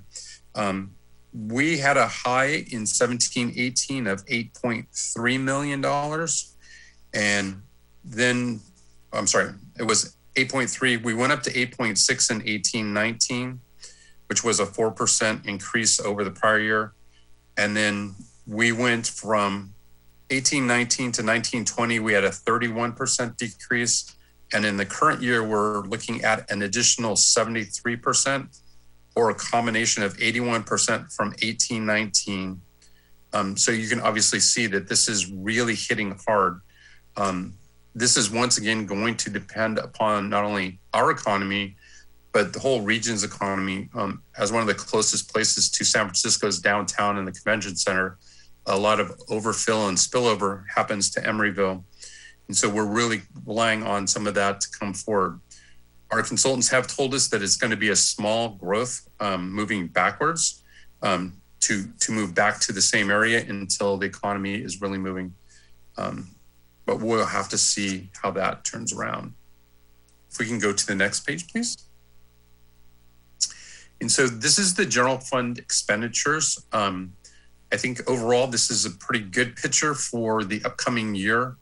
As you can see from the graph here, our net expenditures in 2021 are 43.1 million, and they're projected to go up to 44.4 million in 21-22. And when you take a look at that, you can see that the biggest increases come in the salary and benefits line. And The reason that those are going up so much at this point is because of the cost of the CalPERS. I talked about that a little bit earlier, the unfunded actuarial liability. And those are what I mentioned on the bottom. The current year cost was $4.6 million, and it's going up to $5.2 million, and is going to continue to go up over the next few years. And I've got a graph, I believe, on the next page. But before we go there, sorry, Sherry, I messed you up. I did want to let you know that the staff, all departments were asked to find reductions in their operating costs where possible. And I think that all the departments across the board did a great job working with a new finance director with different style than the previous finance director to come in and do a really good job at scrubbing costs that we have already been keeping low purposely. And then the transfers out are basically about the same. If we could go to the next slide, please. And so when I talked about the CalPERS unfunded actuarial liability, I really want you to take a look at the orange and the red colors on this graph here. Because if everybody stopped working for the city tomorrow, these are costs that we would still have to maintain. They're not going to go away, and they're only going to get larger unless the economy really starts to turn around. You can see the blue at the bottom is pretty much the normal cost of going through CalPERS. The yellow is the normal cost for the non-general fund. So you can see both of those are pretty consistent, but it really is the general fund unfunded actuarial liability and then the non-general fund unfunded actuarial liability, which goes up. Taking a look at the next couple of years, we're looking at a 10% increase, a 5% increase, a 5% increase, and a 2% just on the unfunded actuarial liabilities. That's assuming that nothing happens in November. So this is definitely an area that we want to continue to watch and monitor. I know personally I've gone up to the CalPERS board and testified that they've got to do something legislatively to take care of this. There's a lot of cities, Emeryville being one of them, that this is becoming a major source of use of all the general fund revenues. And that is definitely not something that we want to have happen long-term if we can possibly turn that around. If we can go to the next slide, please. So as I mentioned earlier, we will be using $1 million of the CalPERS noted on the third line down as the 115 plan. And you can see that that is shown as an expense of $1 million. And that will be helping to supplement the general fund from the current year. But these are the three big ticket items where we maintain the reserves. The economic uncertainty, we did not touch it when we first came to council. We thought that we may need to dip into this a little bit, but I'm pleased to say we're not. And the actual small increase there is a minimal amount of interest income. Hopefully we will beat that, but we want to be conservative in that nature. And also the earthquake insurance, we're having a little bit of interest income there. And then on the PERS, it's a combination of non-general fund funding and interest that make up the revenue there. But overall, I think from our reserves, the council has done a great job in the past. The reserve policies are very high, and they're definitely a necessity that could help us in the next couple of years should we need them. However, I'm hoping that the economy will just return to a better situation. You can go to the next slide, please. So a summary of this report was provided to both the Budget and Governance and the Budget Advisory Committees. Both have reviewed them and recommended the proposed fiscal year 21-22 budget to be forwarded to City Council for your consideration as presented. I know that we got books out to everybody. We have found that we missed a couple of policies that we will actually be adding to the final budget book. And those will come out provided that you do this before the end of the month. And the next page, please. And so the recommendation is staff requests that the City Council review and adopt the proposed fiscal 2021-22 budget. And I'm happy to answer any questions. Thank you. Great, thank you, Mr. Farmer. Colleagues, are there any clarifying questions on the draft proposed budget at this time before I look for public comment? Nope, don't see any clarifying questions, so I'll turn to the clerk to see if anyone has submitted an online speaker card or if any hands are raised or if anyone wants their comments read into the record. No speaker cards at this time and no hands raised. And I'll remind the public that if you're joining us via Zoom, just use the raised hand feature to be recognized. If you're calling in on the phone, press *9. And I'm still seeing no takers. So we'll go ahead and close public comment on this item and bring it back for discussion. And as we have had this presentation multiple times now, again, I'll express gratitude on behalf of the council to staff for your very hard work on this budget. We know it wasn't easy, but if there's no discussion, I'd be happy to entertain a motion. I move approval. Great, that sounded like Vice Mayor Donahue on the motion and a second from Member Pats. And we'll turn to the clerk. Please call the roll. Councilmember Bouders? Aye. Councilmember Medina? Aye. Councilmember Pats? Aye. Vice Mayor Donahue? Aye. And Mayor Martinez?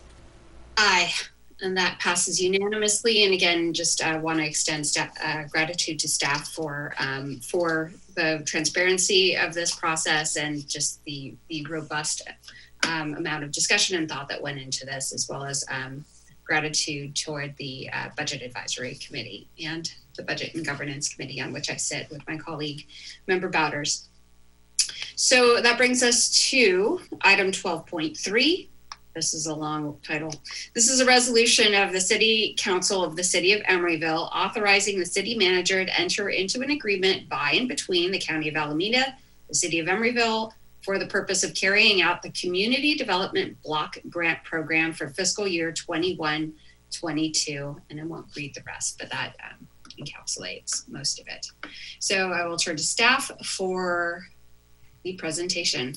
Madam Mayor, I just want to set a little context before Valerie presents this. The reason this is on your agenda at this point is because it's actually amending the budget you just adopted. So it is, Ms. Bernardo will explain why the funding is coming in this way, but that is why it's on your action calendar, because it is funding for next year. So we need you to decide whether to approve the budget before you would decide whether to amend it. So with that, I'll hand it over to Valerie Bernardo. Good evening. Valerie Bernardo with the Economic Development and Housing Division of Community Development. Thank you, Madam Mayor and City Council. Next slide, Sherry, please. So I'm here today to talk to you about the Community Development Block Grant, most known by most people as CDBG. So I'll refer to it as CDBG for the rest of the presentation. The Community Development Block Grant is a HUD-funded program that was adopted in 1974 to benefit very low and moderate income households. It also is utilized to prevent or eliminate slum and blight that's defined by HUD, or to meet urgent needs such as federal declared disasters such as earthquakes or floods. The Community Development Block Program is an entitlement program, so there's funding that's provided to every city and county in the United States that has a population over 200,000. Any jurisdiction that has a population less than 50,000 actually would be a part of what's called a urban consortium. And the city of Emeryville is a part of that urban consortium for Alameda County, along with the city of Albany, the city of Piedmont, the city of Newark, the city of Dublin. The Community Development Block Grant funds a variety of different initiatives. We can utilize the funding to support economic development, public facilities and improvements, housing, as well as public services. Next slide, please. Over the past 5 years, we've received over $368,000 in Community Development Block Grant funding. You can see over the years, there's been a slight increase. One of the reasons that the program is on the agenda tonight, as City Manager Daniel's mentioned, is because we've actually had a slightly different allocation of funding than we originally had budgeted for. For the past 2 years, we've received about $81,000, but prior to that, we were somewhere in the 70s. So we did not have the correct allocation of funds in the current budget, nor what you'll see on the next slide related to the different initiatives. So we wanted to outline for you today what the funding that the city has received and then how we're utilizing those funds going forward. Next slide, please. So for the 21-22 allocation, the city will receive $81,209. Those funds must be expended by June 30th of 2023. Every year the city receives an allocation and there's always 2 years to expend those funds. The city has a requirement to not only report on the quarterly performance related to those projects and initiatives, but also to submit requests for reimbursement related to the funds that are received. Within the 21-22 allocation, there's about $6,600 that's dedicated towards admin. That money will actually go to the county for administering the CDBG program on our behalf. $26,548 goes to our minor home repair program that's administered by the county's Healthy Homes Division. We have $15,500 that will be going towards Meals on Wheels. There's an increase of close to $5,000 that we have allocated towards that initiative, and I'll explain that program on the next slide. And then we are dedicating $32,561 to do an ADA improvement project at the senior center, and I'll explain a little bit more about that next as well. Next slide, please. So related to Meals on Wheels, we have been partnering with the Meals on Wheels in Berkeley for many years to administer this program. In the past, we've been dedicating about $10,000 of our CDBG allocation to support this initiative. And this year we're dedicating $15,500 to support this initiative. The funding will be used to support staff time from the community services staff. And we are anticipating to benefit about 20 people. At least 4 of those people will have incomes less than 30% of AMI, 12 will be between 30 and 80% of AMI, and approximately 4 will have incomes between 80 and 100% of AMI. The Meals on Wheels Fund initiative is a public service initiative.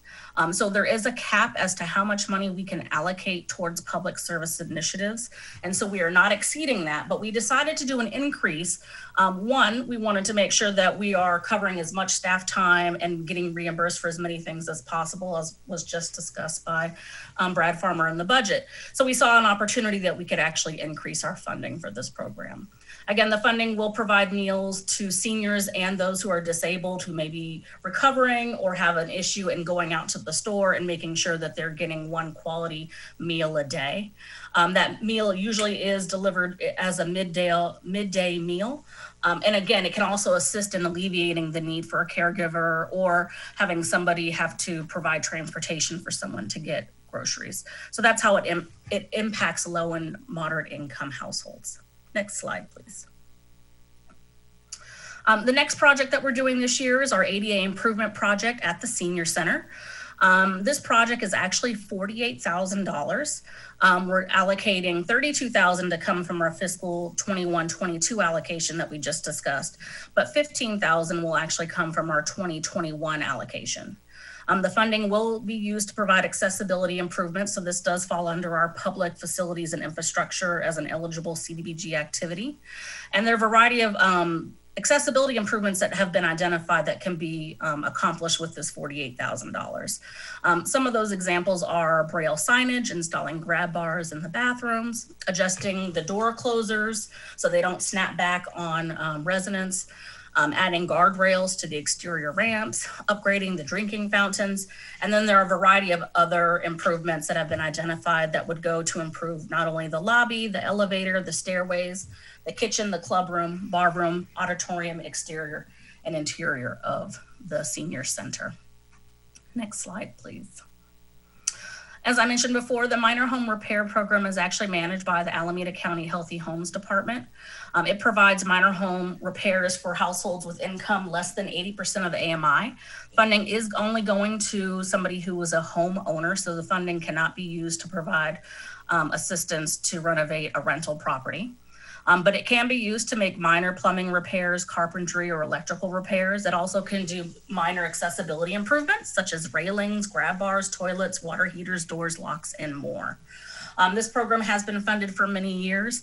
I'll say within this past quarter, because of the COVID crisis, we have had an unfortunate downturn in the number of projects that have been able to be done just because they're not doing renovations inside people's homes. And so we've only had one unit that has received service. But the county has assured all of us that they are looking to try to figure out ways of revamping their program so they can get the dollars out of the door as quickly as possible and into the residents that need assistance in renovating their homes.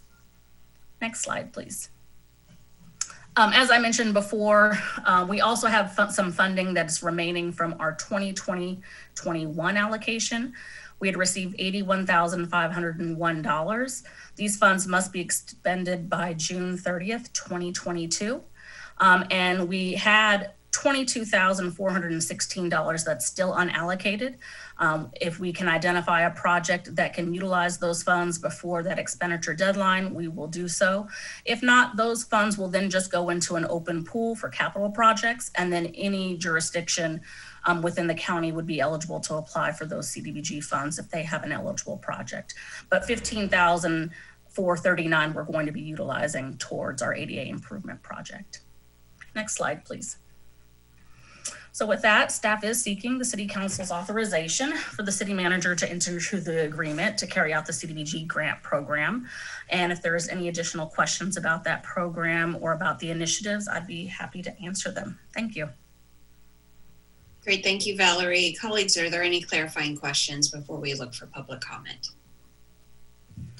Yep, Member Bowders. Thanks. So Valerie, on slide 7, you talked about the Alameda County Healthy Homes Department minor repair grant program, and you made a statement I just want to double check. You said that the grant wasn't eligible to rental properties. I just want to clarify. I believe a tenant can't seek and apply for a grant, but a homeowner who rents the house to a family can actually apply for a grant, even if there's a family living there, to do the renovations and repairs as long as they accommodate the family. A lot of the cases we get at the Healthy Homes Board of lead poisoning originate in rental properties, and we often do abatement issues with the property owners, but the property owners are encouraged to apply for grants to help fund repairs to the property to make it safe for the kids. And so I just want to confirm if that is also your understanding, or if your understanding is that you can't use that money for any rental property, even if the homeowner or property owner was applying to improve a unit a tenant is in. No, thank you. That's actually a really good question. So the Healthy Homes Department does administer a variety of repair programs. The minor home repair that receives funding for the city of Emeryville can only be used for someone who owns the home and occupies it as a homeowner. They do have some other programs, and there are some slightly different requirements. A good example is even with this minor home repair program, it services all of the urban counties, but the program actually also can service those who live in the city of Oakland. However, there's an age requirement if you live in the city of Oakland that does not apply to us as well. So there are other programs within the Healthy Homes Department that can service rental properties. This one, however, is only for homeowners. A second question is, staying on that topic, something we've been discussing at the Healthy Homes Board is as people do their own home repairs under the RRP rule, the renovation, repair, and painting rule, we enacted the lead safe ordinance in Emeryville in 2018. It took effect, and we require people to be certified in lead safe practices before they can do their own home repairs or hire a contractor who's qualified. One of the barriers that might seem like not a barrier, but I just want to flag as an item is that a lot of people who do DIY home repairs for their own homes, when they try to use lead safe practices, there's a couple things that they encounter.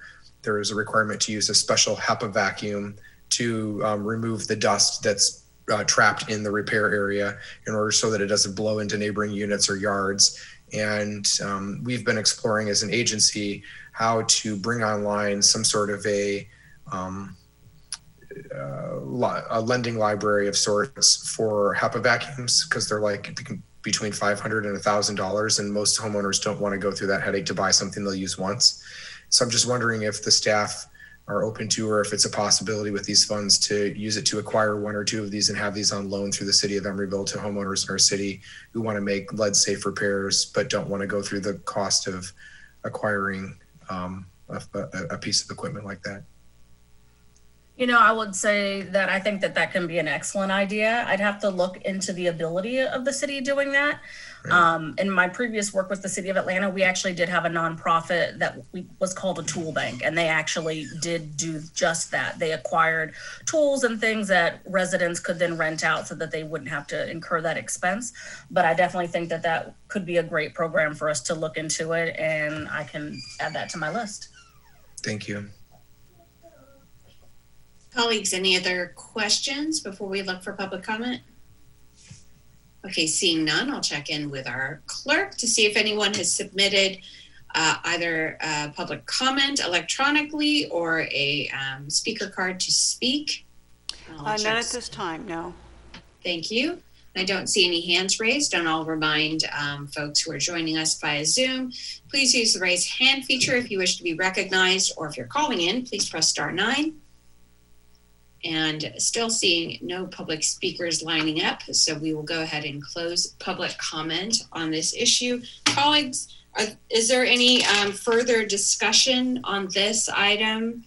I do want to thank staff for bringing this forward, and it's just another opportunity for the city to continue doing good, do more good, and be reimbursed. So it's really a win-win. So if there's no further discussion, I would be happy to move the resolution, and I'm just looking for a second.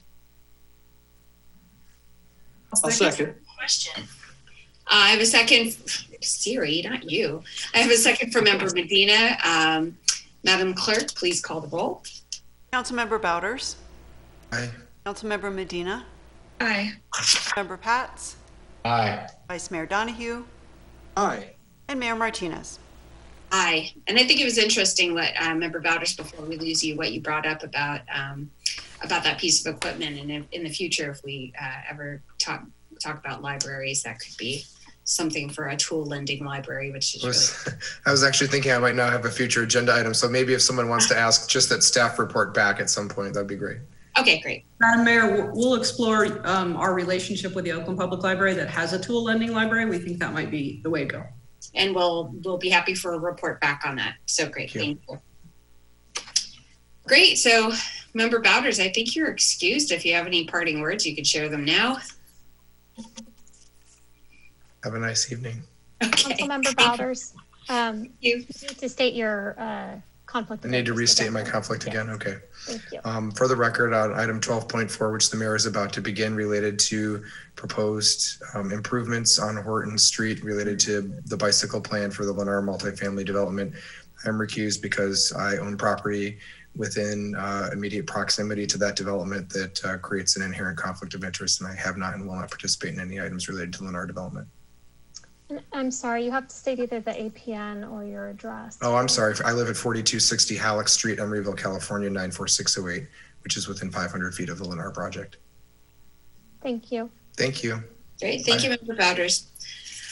So that does bring us to item 12.4, for which Mr. Bouders is recused. This is a resolution of the City Council of the City of Emeryville approving the conceptual design and directing Lennar multifamily communities to proceed with final design and installation of Bicycle Boulevard Level 4 and 5 traffic calming measures. And I'll turn to staff for a presentation.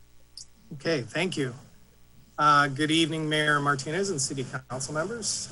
Tonight we are presenting Bicycle Boulevard Level 4 and Level 5 traffic calming concept plans as developed by Lennar Multifamily Communities and is required by the Sherwin-Williams Development Project Conditions of Approval.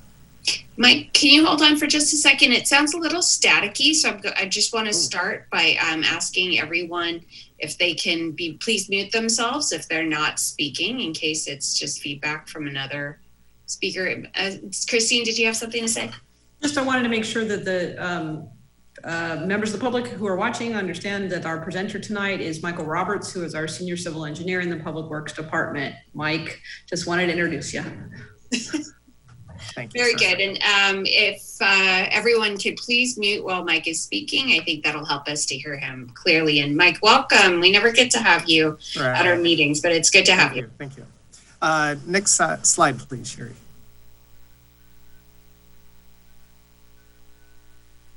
Okay, so the first part of our presentation is going to be about the Bicycle Boulevard Level 4 Treatment Measure Concept Plans for Horton, 53rd, and 45th Street. For the project conditions of approval, Lennar Multifamily Communities is seeking direction from City Council on whether the Level 4 concept plan shall proceed to final design and be installed. Development of the Level 4 concept plan included input from staff, public workshop, and the BPAC. Project conditions of approval require that the Bicycle Boulevard Level 4 improvements shall be constructed prior to issuance of the first TCO for buildings on respective lots 2, 3, 4, or 5. Next slide, please.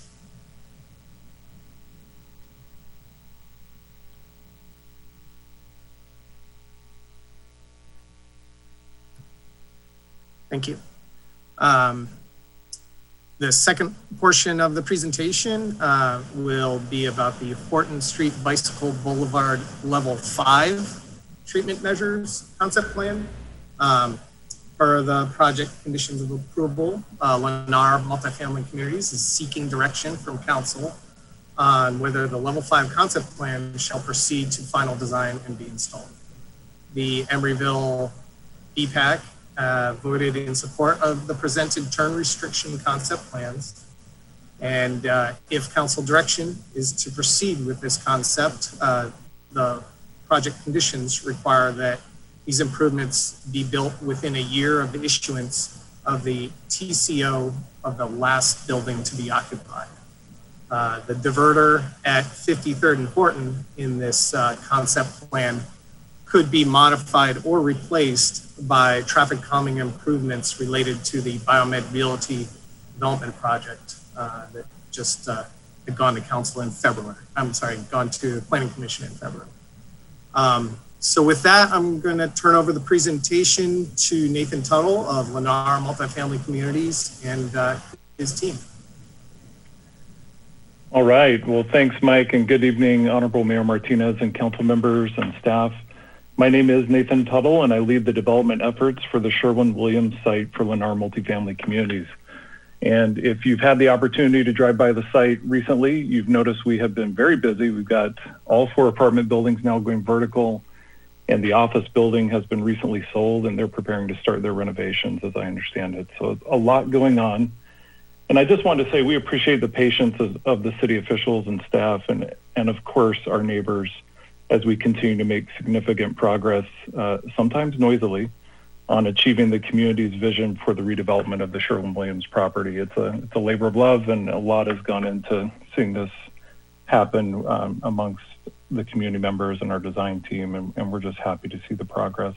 I am joined this evening by my development colleague at LMC, Desiree Morgan, as well as Jeff Knowles from Alta Planning and Design, and our civil engineering team from Carl C. Barbie Gibson Engineers, Jason Neary and Evan Dambatcher. Our team is pleased to be here this evening to discuss the conceptual designs for the level 4 and 5 traffic calming measures that we've been working on for quite some time now. And we'd like to thank city staff for their thorough report to the council, and we certainly look forward to your feedback. And with that, I'd like to ask Jeff Knowles if he would go ahead and provide a brief presentation of our concept plans. And of course, our team will be available here to answer and address any questions you may have. Jeff? Thank you, Nathan. Next slide, please. Thank you. One more slide, please. Greetings, Mayor Martinez, members of the City Council. My name is Jeff Knowles. I'm here speaking on behalf of the applicant, and I have the honor of serving as a principal planner at Alta Planning and Design. Enhancing a network of bike boulevards is laid out in the city's 2012 pedestrian and bicycle plan. Next slide. The plan identified Horton and Doyle Streets as the main north-south spines in the Bike Boulevard network, with east-west connections on 45th, 53rd, Stanford, 59th, and 62nd Streets. Next slide, please. The plan also sets goals for traffic volumes, that is the number of cars on a given day, and the average speed at which they travel on these bicycle boulevards. In proximity to the Sherwin-Williams site, I want to draw attention to the goals for this Horton Street and 53rd. On Horton Street, the traffic volume goal is to maintain at or below 3,000 cars per day. And from Horton Street to Hollis on 53rd and 45th, that same volume.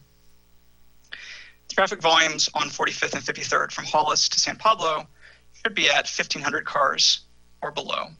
For all bike boulevards, the speed goal is averaging 22 miles per hour on bike boulevards. Next slide.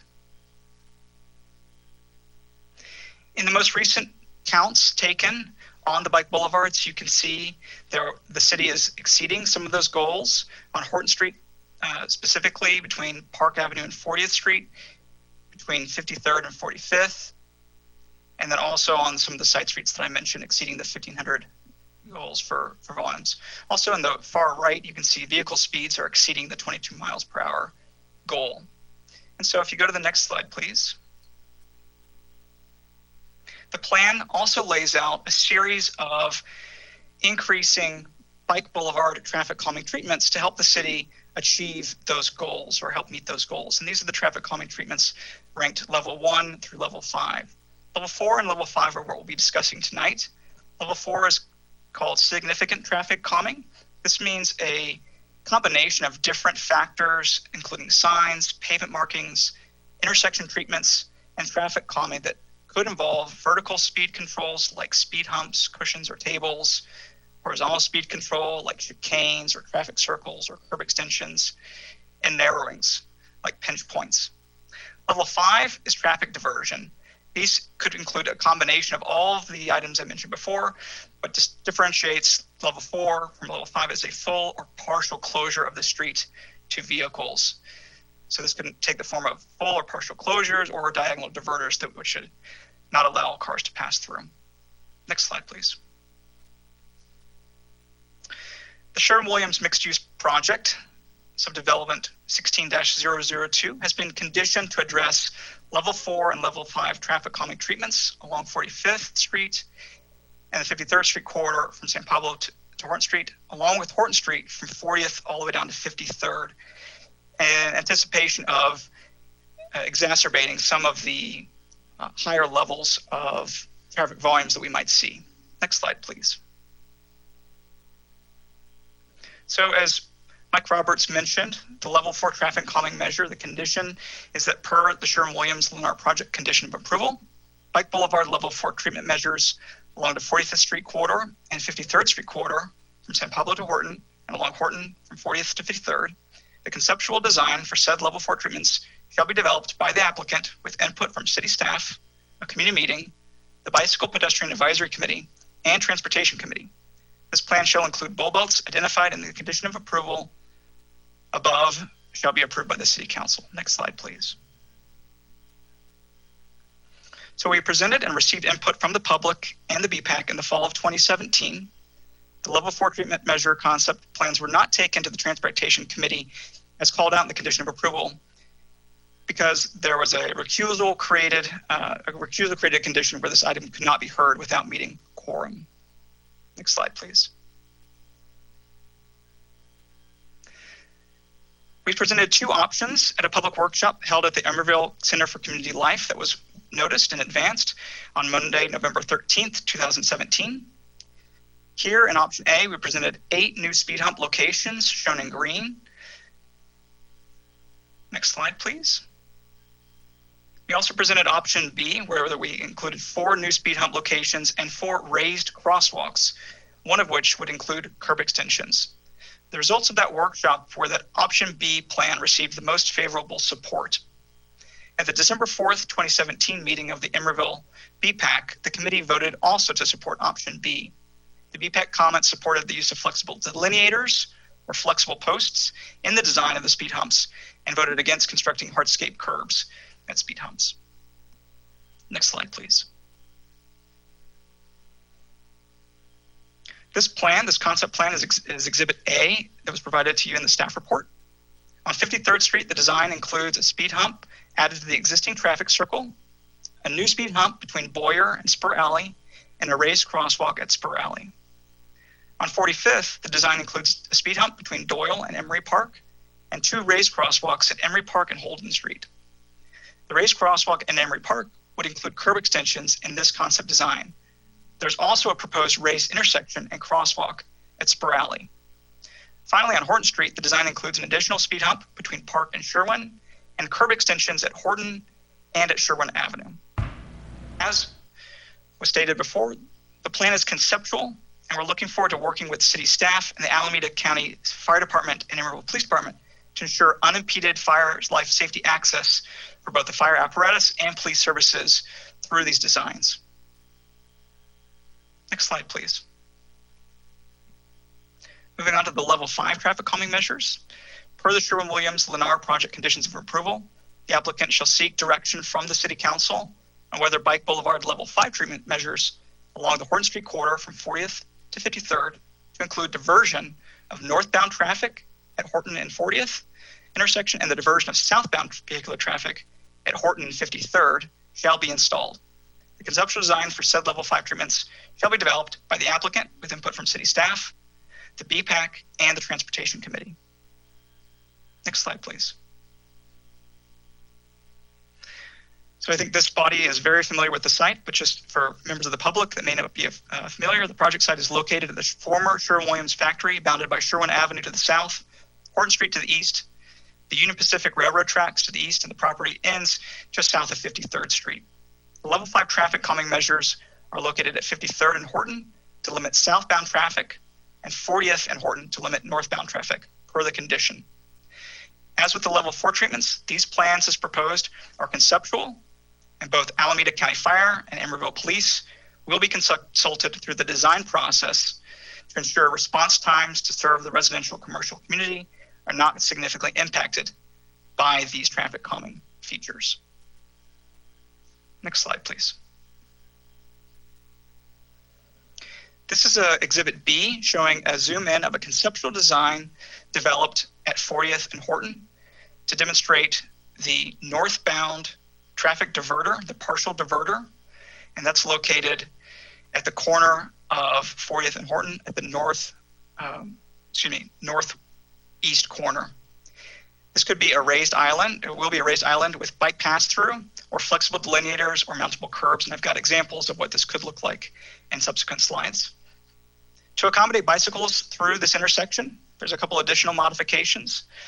There's a bike box for bicyclists traveling southbound on 40th who would like to turn left onto 40th Street. There are 2-stage left turn boxes painted in green. There are 3 of those to also help people who are bicycling navigate through and make left turns. The existing turn lane will be removed and converted to a landscape median at 40th Street, as vehicles will no longer be allowed to turn left onto Horton Street. For the bicyclists that would like to turn left, the way that this design works is they will proceed through 40th Street, crossing Horton, and queue up in the left stage turn box, and then when the light turns green, they can proceed straight through. At Horton Street, south of 40th Street, there have been some modifications to the lane configuration. As you can see here, travel lanes, turn lanes will be 11 feet wide. We'll be able to maintain a 6-foot wide bicycle lane on the west side of Horton Street. On the east side, there'll be a buffered bicycle lane that will go to a 3 to 4 feet wide vertical buffer for 30 feet approaching the intersection. This will allow and prevent cars from impeding on that bicycle space. Bicyclists would proceed straight through the intersection, which is marked out here with the green intersection bicycle markings, to go straight, or if they're turning left, there's a 2-stage left turn box to accommodate that movement as well. Also, bicyclists could cross traffic and merge with traffic to turn left from the vehicle lane. Next slide, please. These are some example images of what this treatment could look like when it goes through the design process. The image on the left is a raised median here that's mountable for fire access vehicles. This could be installed and monitored, or it could be installed with flexible posts to further reinforce that vehicles are not allowed to proceed on this path going northbound, but bicyclists are, and so that would be the pavement marking that you see here. Next slide. There is a local example of a full street version in Emeryville. This is at 47th Street. And here you can see there is built infrastructure, the raised islands, and in the middle you have the flexible posts where emergency vehicle, a life access vehicle could proceed without slowing down or having to be diverted. Next slide, please. This is the same intersection, actually, just a different angle. Again, this is 47th and Salem. And so here you can see how the bicyclists are able to pass through or around the flexible posts, and further reinforcing that this is for emergency vehicle access only. Next slide, please. Some images of another solution. This is a full street diverter. See on the right, this is actually in Berkeley. This is close to fire station that needed to maintain that access. And this is something that also could be looked at in the final engineering phases. Next slide, please. Additionally, on 40th Street, two intersections would be modified, the one that I mentioned at Horton Street, but also at Hollis Street. The left turn bay vehicles for turning left onto Hollis would be extended 120 feet, and the median would be shifted to the west to continue to prevent cars from turning left onto 40th from Holden Street. And so this could take the form of a raised median, or it could be flexible delineators. It could be striped. It could have mountable curb. The median should not restrict vehicle access for emergency vehicles to or from Holden Street. But we needed to extend that turn bay to accommodate what we expect will be more vehicles using Hollis Street instead of Horton, as that will now be preventing them from turning onto Horton Street or proceeding onto Horton Street. Next slide. This is Exhibit D, showing the proposed conceptual design for traffic calming at Horton and 53rd Street. This will prevent southbound vehicle traffic. However, the floating concrete island will be installed along with signage and pavement markings, which would allow vehicles to turn left. If they're proceeding south on Horton Street, they can turn left on 53rd. If you're at 53rd approaching Horton Street, you can turn left or right, as is today. And if you're proceeding northbound, you can go straight through or turn right onto 53rd, as today. There'd also be, it'd be floating island, and so bicycle lanes, bicyclists could go and bypass this without having to be diverted around it. The design could install additional traffic calming features like flexible delineators and mountable curbs to accommodate the needs of emergency vehicle access. I'll just mention as well, once the BMR site is developed, this would likely be removed because a condition of that development is to limit all through traffic between 53rd and Stanford. Next slide, please. This is the estimate of vehicle reduction on Horton Street, taking into account these turn restrictions. This is Exhibit E in the staff report. Horton Street Bicycle Boulevard goal, as I mentioned before, is 3,000 vehicles per day or less. The estimated daily traffic with the project, with turn restrictions, is estimated to come in at 2,470. Horton Street north of 53rd, 2,320 vehicles per day from 45th to 53rd, and 2,270 from Horton Street south of Sherwin Avenue. And once again, there is a full range of traffic calming measures that if these goals are continuing to not be met, the city could consult to add additional combinations of traffic calming to help meet those goals. Next slide, please. So in summary, what is being proposed to you tonight are a series of treatments for level 4 as well as level 5. For level 4, it's 4 speed humps, 2 on 53rd, 1 on 45th and 1 on Horton, 3 raised crosswalks, 1 on 53rd and 2 on 45th, 5 curb extensions, 3 at Sherwin and Horton, and 2 mid-block on 45th between Doyle and San Pablo, and 1 raised intersection at 45th and Spur Alley. Level 5 includes 2 partial traffic diverters, 1 bike box, 3 two-stage left turn boxes, bike lanes dashed through the intersection at 40th and Horton, the modifications of 40th Street median, and modification of bike lane and vehicle lane markings on Horton Street south of 40th. And for this, I'd like to turn it over to Mike Roberts. Thank you, Jeff. Next slide, please. So with that, we'd be glad to take any questions or receive any feedback on the two concept plans. Great, thank you. But we'll bring it back to colleagues for clarifying questions. Member Medina. Yeah, I was wondering, I know this went to BPAC in 2017. Since it's been 4 years since, is there any particular reason it has not gone back to BPAC since they have new members and people may have forgotten about it by now?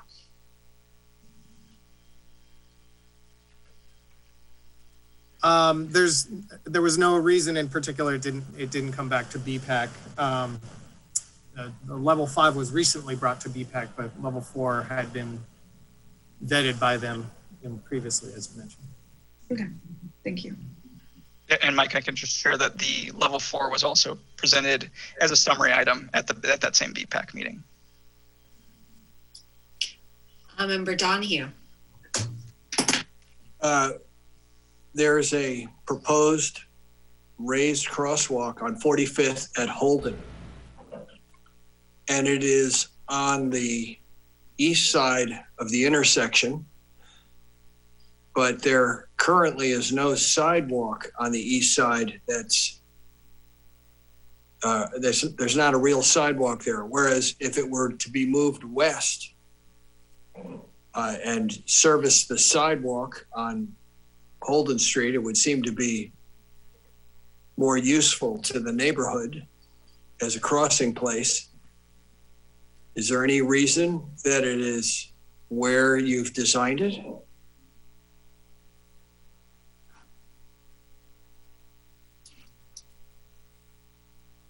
Jeff, did you want to answer that? If CBG is here on the line, they could take this one as well. They were the ones that developed this one, but I think that this was based off of the input received at that community meeting, but I'm not sure if Jason Neri is here as well. Maybe could shed some light on the exact location on this. I see Jason on the attendees list. I just allowed him to talk. He just needs to unmute. Great. Jason, please unmute yourself if you can. Yeah, hi, thank you very much. Yeah, as Jeff indicated, I think BPAC had originally indicated, the preferred location here. I think we can still have, flexibility to probably, modify or change the position of a little bit here to accommodate that. But I think we can revisit, where the sidewalk is again in the location that's being questioned. Does that answer your question, Scott? Do you have yes. Great. If there are no further clarifying questions, we will move to public comment. So I'll check with the clerk to see if anyone has submitted online comments before we go to the attendees. No online comments at this time. Okay, thank you. So to remind folks who are attending via Zoom, please use the raise hand feature to be recognized. And if you're calling in on the phone, please press *9 to raise your hand. Sherry, I do see one hand raised. Please unmute the speaker. You'll have 3 minutes. I'm on the phone. Hello, can you hear me? Can you hear me? Go ahead, please. Hear me? Yes. Well, tonight, earlier, it was like stepping into a time machine. Going back to the bad old days of Dick Cassis, Councilmember Cassis, who could always be counted on to respond to public comments, and usually in a hostile, aggressive manner, like bashing the commenters. This is what happened just tonight against myself and Councilmember Fricke, former Councilmember Fricke. We were attacked by the city council members for making public comments. I just think it's really unseemly. I don't think that you guys should be doing that. If you don't like what a commenter is saying, don't say anything. I just don't think you should be attacking the public commenters. I think you should be encouraging public comment, not discouraging, and that discourages comment. Moving on to this issue. I want to be assured by the presenter from Alta that if these traffic calming measures don't work after they're installed and the first traffic count is done, have you foreseen a way to make corrections, to make it so that we land at less than 3,000 vehicle trips per day, both immediately after as immediately to fix that problem and moving forward over time as more and more traffic continues to mount? In other words, did you make these designs with that in mind, knowing that, reserving place savers, for instance, for where additional traffic calming could be put to arrive at less than 3,000 vehicle trips per day, for instance, on Horton Street? If the person from Alta could respond to that, I would appreciate it. That's it. Thank you. And seeing no other public comment, I'm going to go ahead and close public comment. And Jeff, you're welcome to respond to the speaker's question. Thank you, Mayor Martinez. Yes, I think that laid out in the 2012 pedestrian bicycle plan, there are a combination of different traffic calming features that the city could continue to employ based off of the monitoring of the situation. And so this is the next level up based on where you are today, and it goes up to level 5, and there could be additional traffic calming measures that could be applied and added to this if you're still not meeting the goals that you'd like to have. Thank you.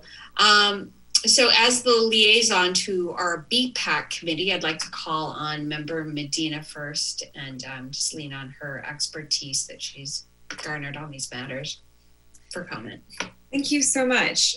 So yeah, it is a little bit of a throwback because I think I did last review this in 2017 since it was unable to come to transportation this time. And I believe at that point it was myself and Councilmember Donahue on the transportation committee when we reviewed these.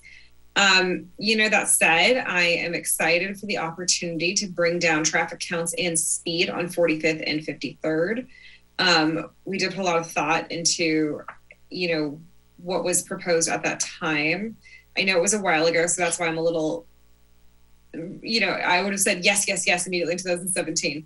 And now I'm just like, how can I work in other projects to it? However, I think the applicant has presented traffic calming measures that have been proven to work in Emeryville. Speed humps work quite well here. Diverters work well.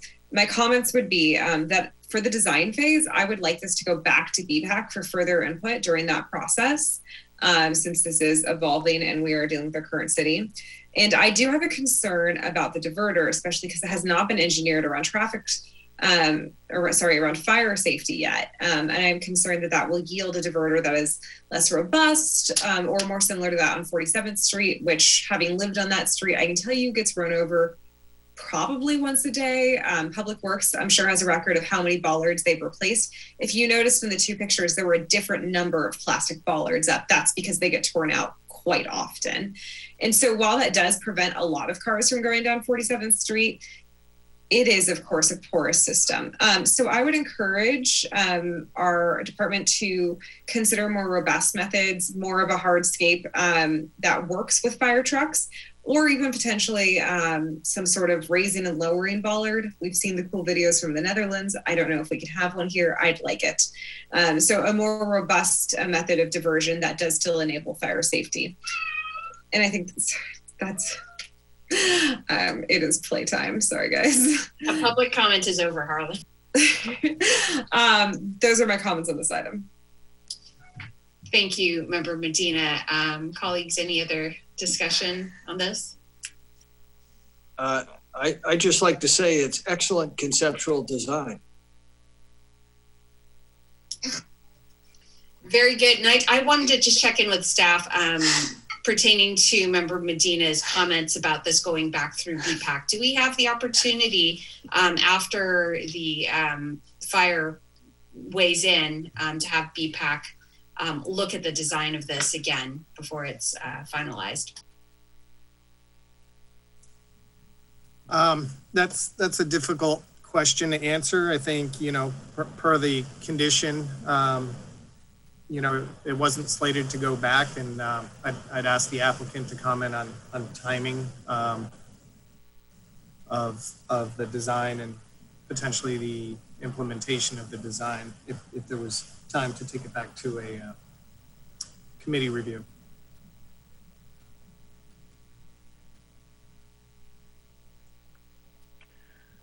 Yeah, so this is Nathan. So we've been at this design for quite a while.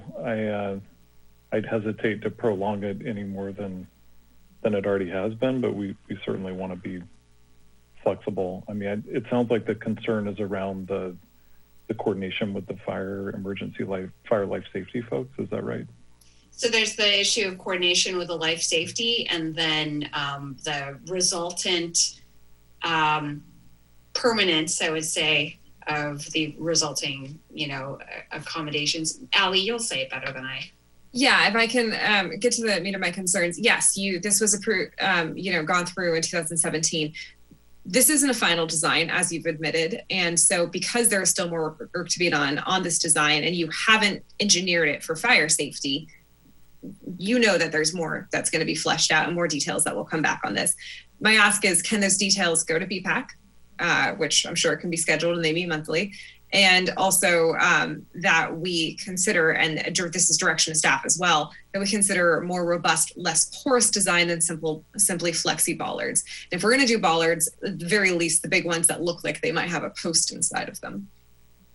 So Mayor Martinez, if I could just weigh in, just to be process-based a little bit about this. Yeah. The committee is advisory to the city council. So I just want to maintain those respective dignities in terms of what the role is. The council, if the council has specific direction that you'd like to give tonight about what the design objectives are, this is when you would do that in terms of the resolution you're being asked to adopt. So with regard, for example, to Councilmember Medina's point, more robust, the methods that are used, for example, that left turn onto Horton from 40th, that the design be more robust than something similar on 47th. This would be the time that the council would give that direction. If the BPAC was to review it again, it would simply be, not simply, but it would be for conformance with what the council's concept approval is and any further direction that you give tonight. Otherwise, then we'd need to do another feedback loop from your advisory committee back to the council. And I think, as Mr. Tuttle said, this has been going on for a little while and they do need to move this forward. But again, it's the council's discretion about whether you want to require that second round. So yeah, sorry, Mayor, may I follow up? Yeah, please. And perhaps this is for Mr. Tuttle. When do you expect to have the design finalized? Well, we were looking for, the concept approval and direction this evening, and then it'll take, probably a few months to finalize the design with all the back and forth with city staff. That's just a guesstimate at this point. Mike, you may be able to speak to your internal process a little bit better, but, we could probably have design documents within 4 to 6 weeks to submit to the city and then ask to go through their rounds of review with the different departments. Okay. Thank you. Mayor, I'd be interested in knowing if other members of this body would be interested in reviewing the final designs before we approve them. Member Donahue? Yeah, this is conceptual design and it would be coming back to us for final design. So I feel very comfortable that this council could review their final design, no problem.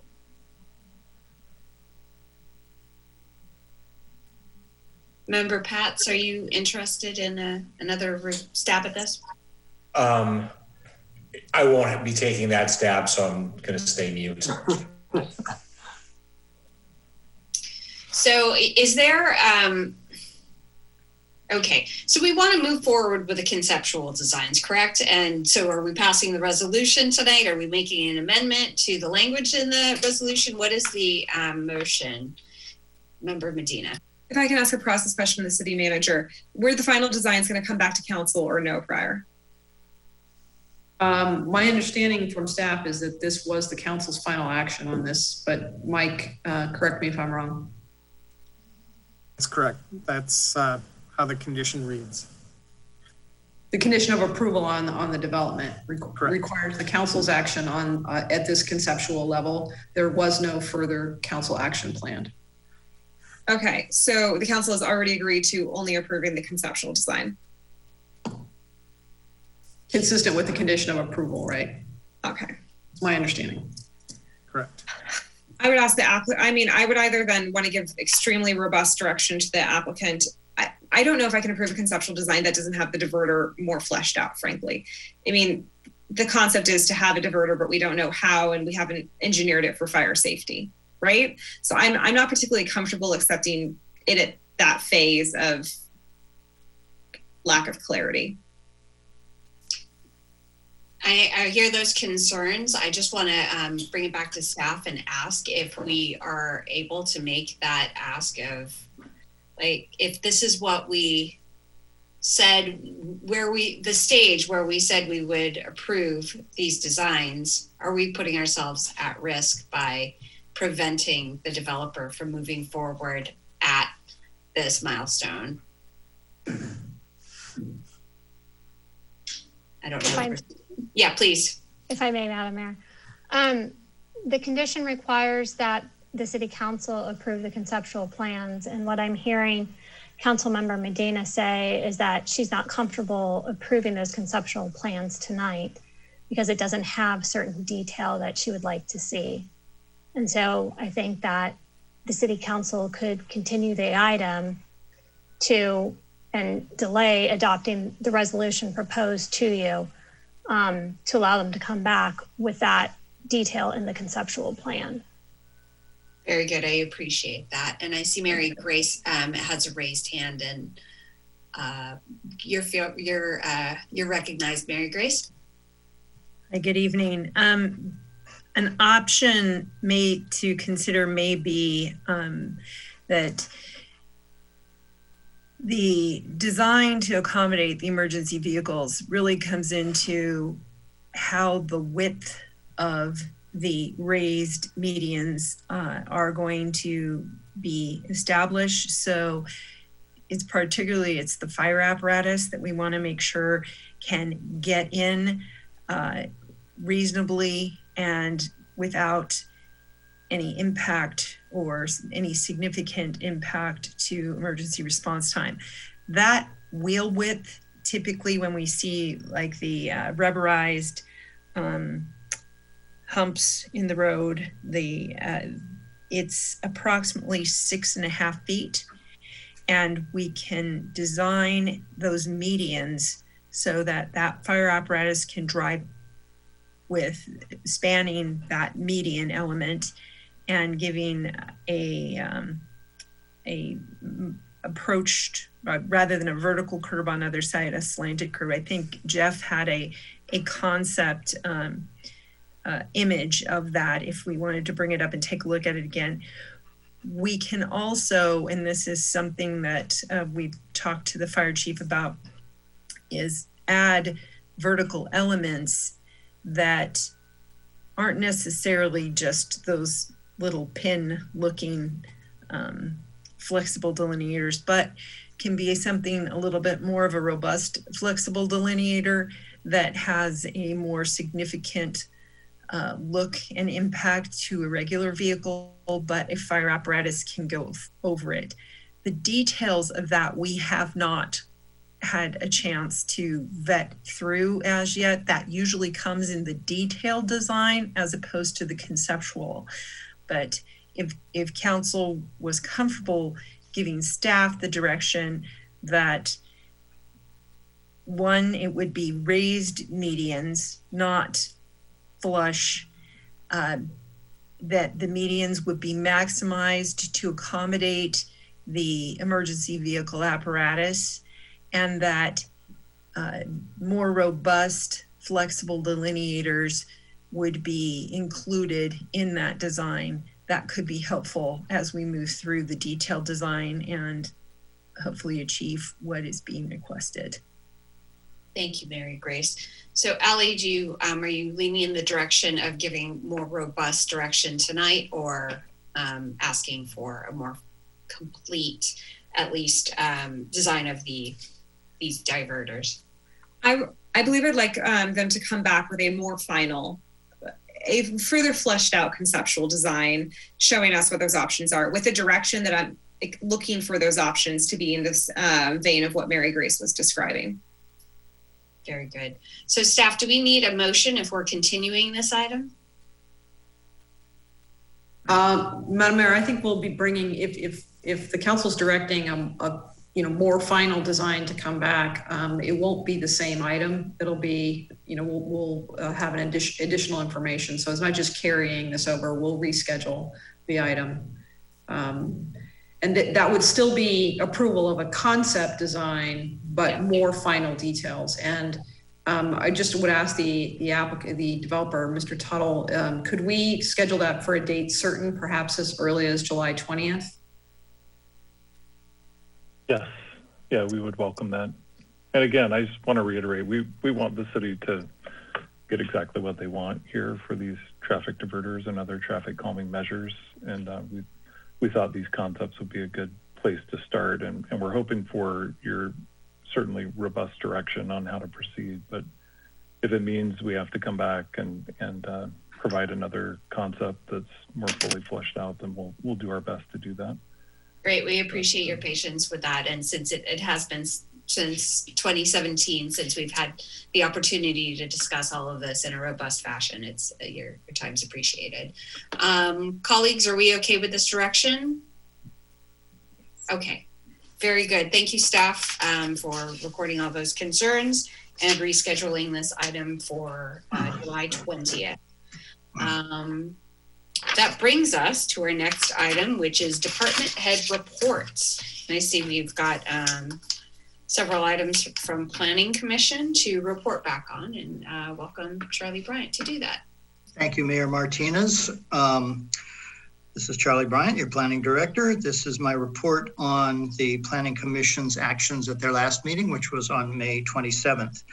There were 3 items on that agenda, as you can see listed on your agenda. All 7 commissioners were present at that meeting. The first 2 items are study sessions, and the third one was a public hearing. On the first study session, it was a 2-unit replacement at 1270 64th Street. That's demolition of 2 existing units and a replacement with 2 new units.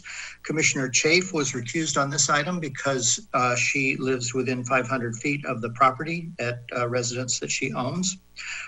This was a good discussion. The commission generally appreciated this project. It was a former code enforcement action for which the city had appointed a receiver who cleaned up the property and sold it to the current developer. And because this project involves demolition of existing residential units, it requires city council approval ultimately. Therefore, we have scheduled a city council study session on this project for you at your July 6th meeting. The second item was a study session on a proposed mixed-use project at 4700 San Pablo Avenue, which would involve demolition of existing commercial and light industrial buildings and construction of a new 6,300 square foot life science and office building, and also 9 residential units on the property. The commission again had a discussion on this project. This project, as currently designed, would require a rezoning and a general plan amendment because it exceeds the floor area ratio and height limit on a portion of the site. After the study session, it was unclear whether the developer was going to redesign the project so that it didn't require the general plan amendment and rezoning, or whether they intended to go forward with the project and request the general plan amendment and rezoning. When we determine which path the developer intends to take, we will then decide whether or not to schedule it for a city council study session. Because if the project does require rezoning and general plan amendment, that will require council action. So we will bring it to you for a study session first. But if they redesign it so it doesn't require the general plan amendment and rezoning, then the planning commission can approve the project. And we would not bring it to you for a study session first because the project could ultimately be appealed to the council. So we will determine the course of action after we find out what the developer intends to do. And then the last item was a public hearing on the planning regulation amendment to prohibit crematories, which of course, as you recall, the city council initiated at your April 20th meeting. That item was approved unanimously, and we will bring it to you for first reading of the ordinance on July 6th. That concludes my report. I'd be happy to respond to any questions. Are there any questions for Mr. Bryant? Seeing none. Thank you, Charlie. Appreciate the update. Thank you. Good night. Good night. This will bring us to item 14, future agenda item requests from council members. Scott? I would like us to consider a commercial vacancy tax. I think that we have quite a bit of long-term unoccupied, what looks like retail space that could be made into fabulous small business space if the owners were encouraged to do the minimum electrical and other things to those spaces to make them rentable. And I think a vacancy tax would do that. And we might have more space for unique small business and maybe places for community groups to meet with these developments being compelled to rent them. And I think we could look at other cities who have done commercial vacancy taxes and learn from them and perhaps make our city a better place. Great. Is there Christine? Madam Mayor, if that could be a referral to the Budget and Governance Committee, since it is already, the council has already referred the issue of tax measures for 2022, and we'll be issuing an RFP for a tax consultant. If you could fold that into that process, we'd be happy to include that. Great. I'm supportive of that. Does that work for you, Scott? Yes. It'd be great to get the consultant to produce the report on what the other communities are doing. So great, good idea. Anyone else have any future agenda items? I just wanted to, these aren't really new items. I just want to restate my support for looking at cannabis tourism and just fold that into what EDAC is doing in terms of reconsidering our cannabis business and how to support that industry in Emeryville. So I just wanted to make sure that we didn't miss the cannabis tourism part of that, because it just brought it home. The bar chart that Mr. Farmer shared with us for the 21-22 budget, that our TOT tax has, we have an incentive to help our hotels in the city because it helps everyone's bottom line. And then I just wanted to make sure that we memorialize the fact that we are going to check in with Oakland regarding our library contract to see if their tool lending library can accommodate the special ed abatement equipment that Mr. Bowders had mentioned during our CDBG block grant discussion. And that's all from me. Is if that's without objection, we'll go ahead and give that direction to staff. Great. Thank you. Appreciate that, colleagues. And that is it for us tonight. It is 9:32 p.m. and I'm calling this meeting adjourned. Good night, everybody. Right.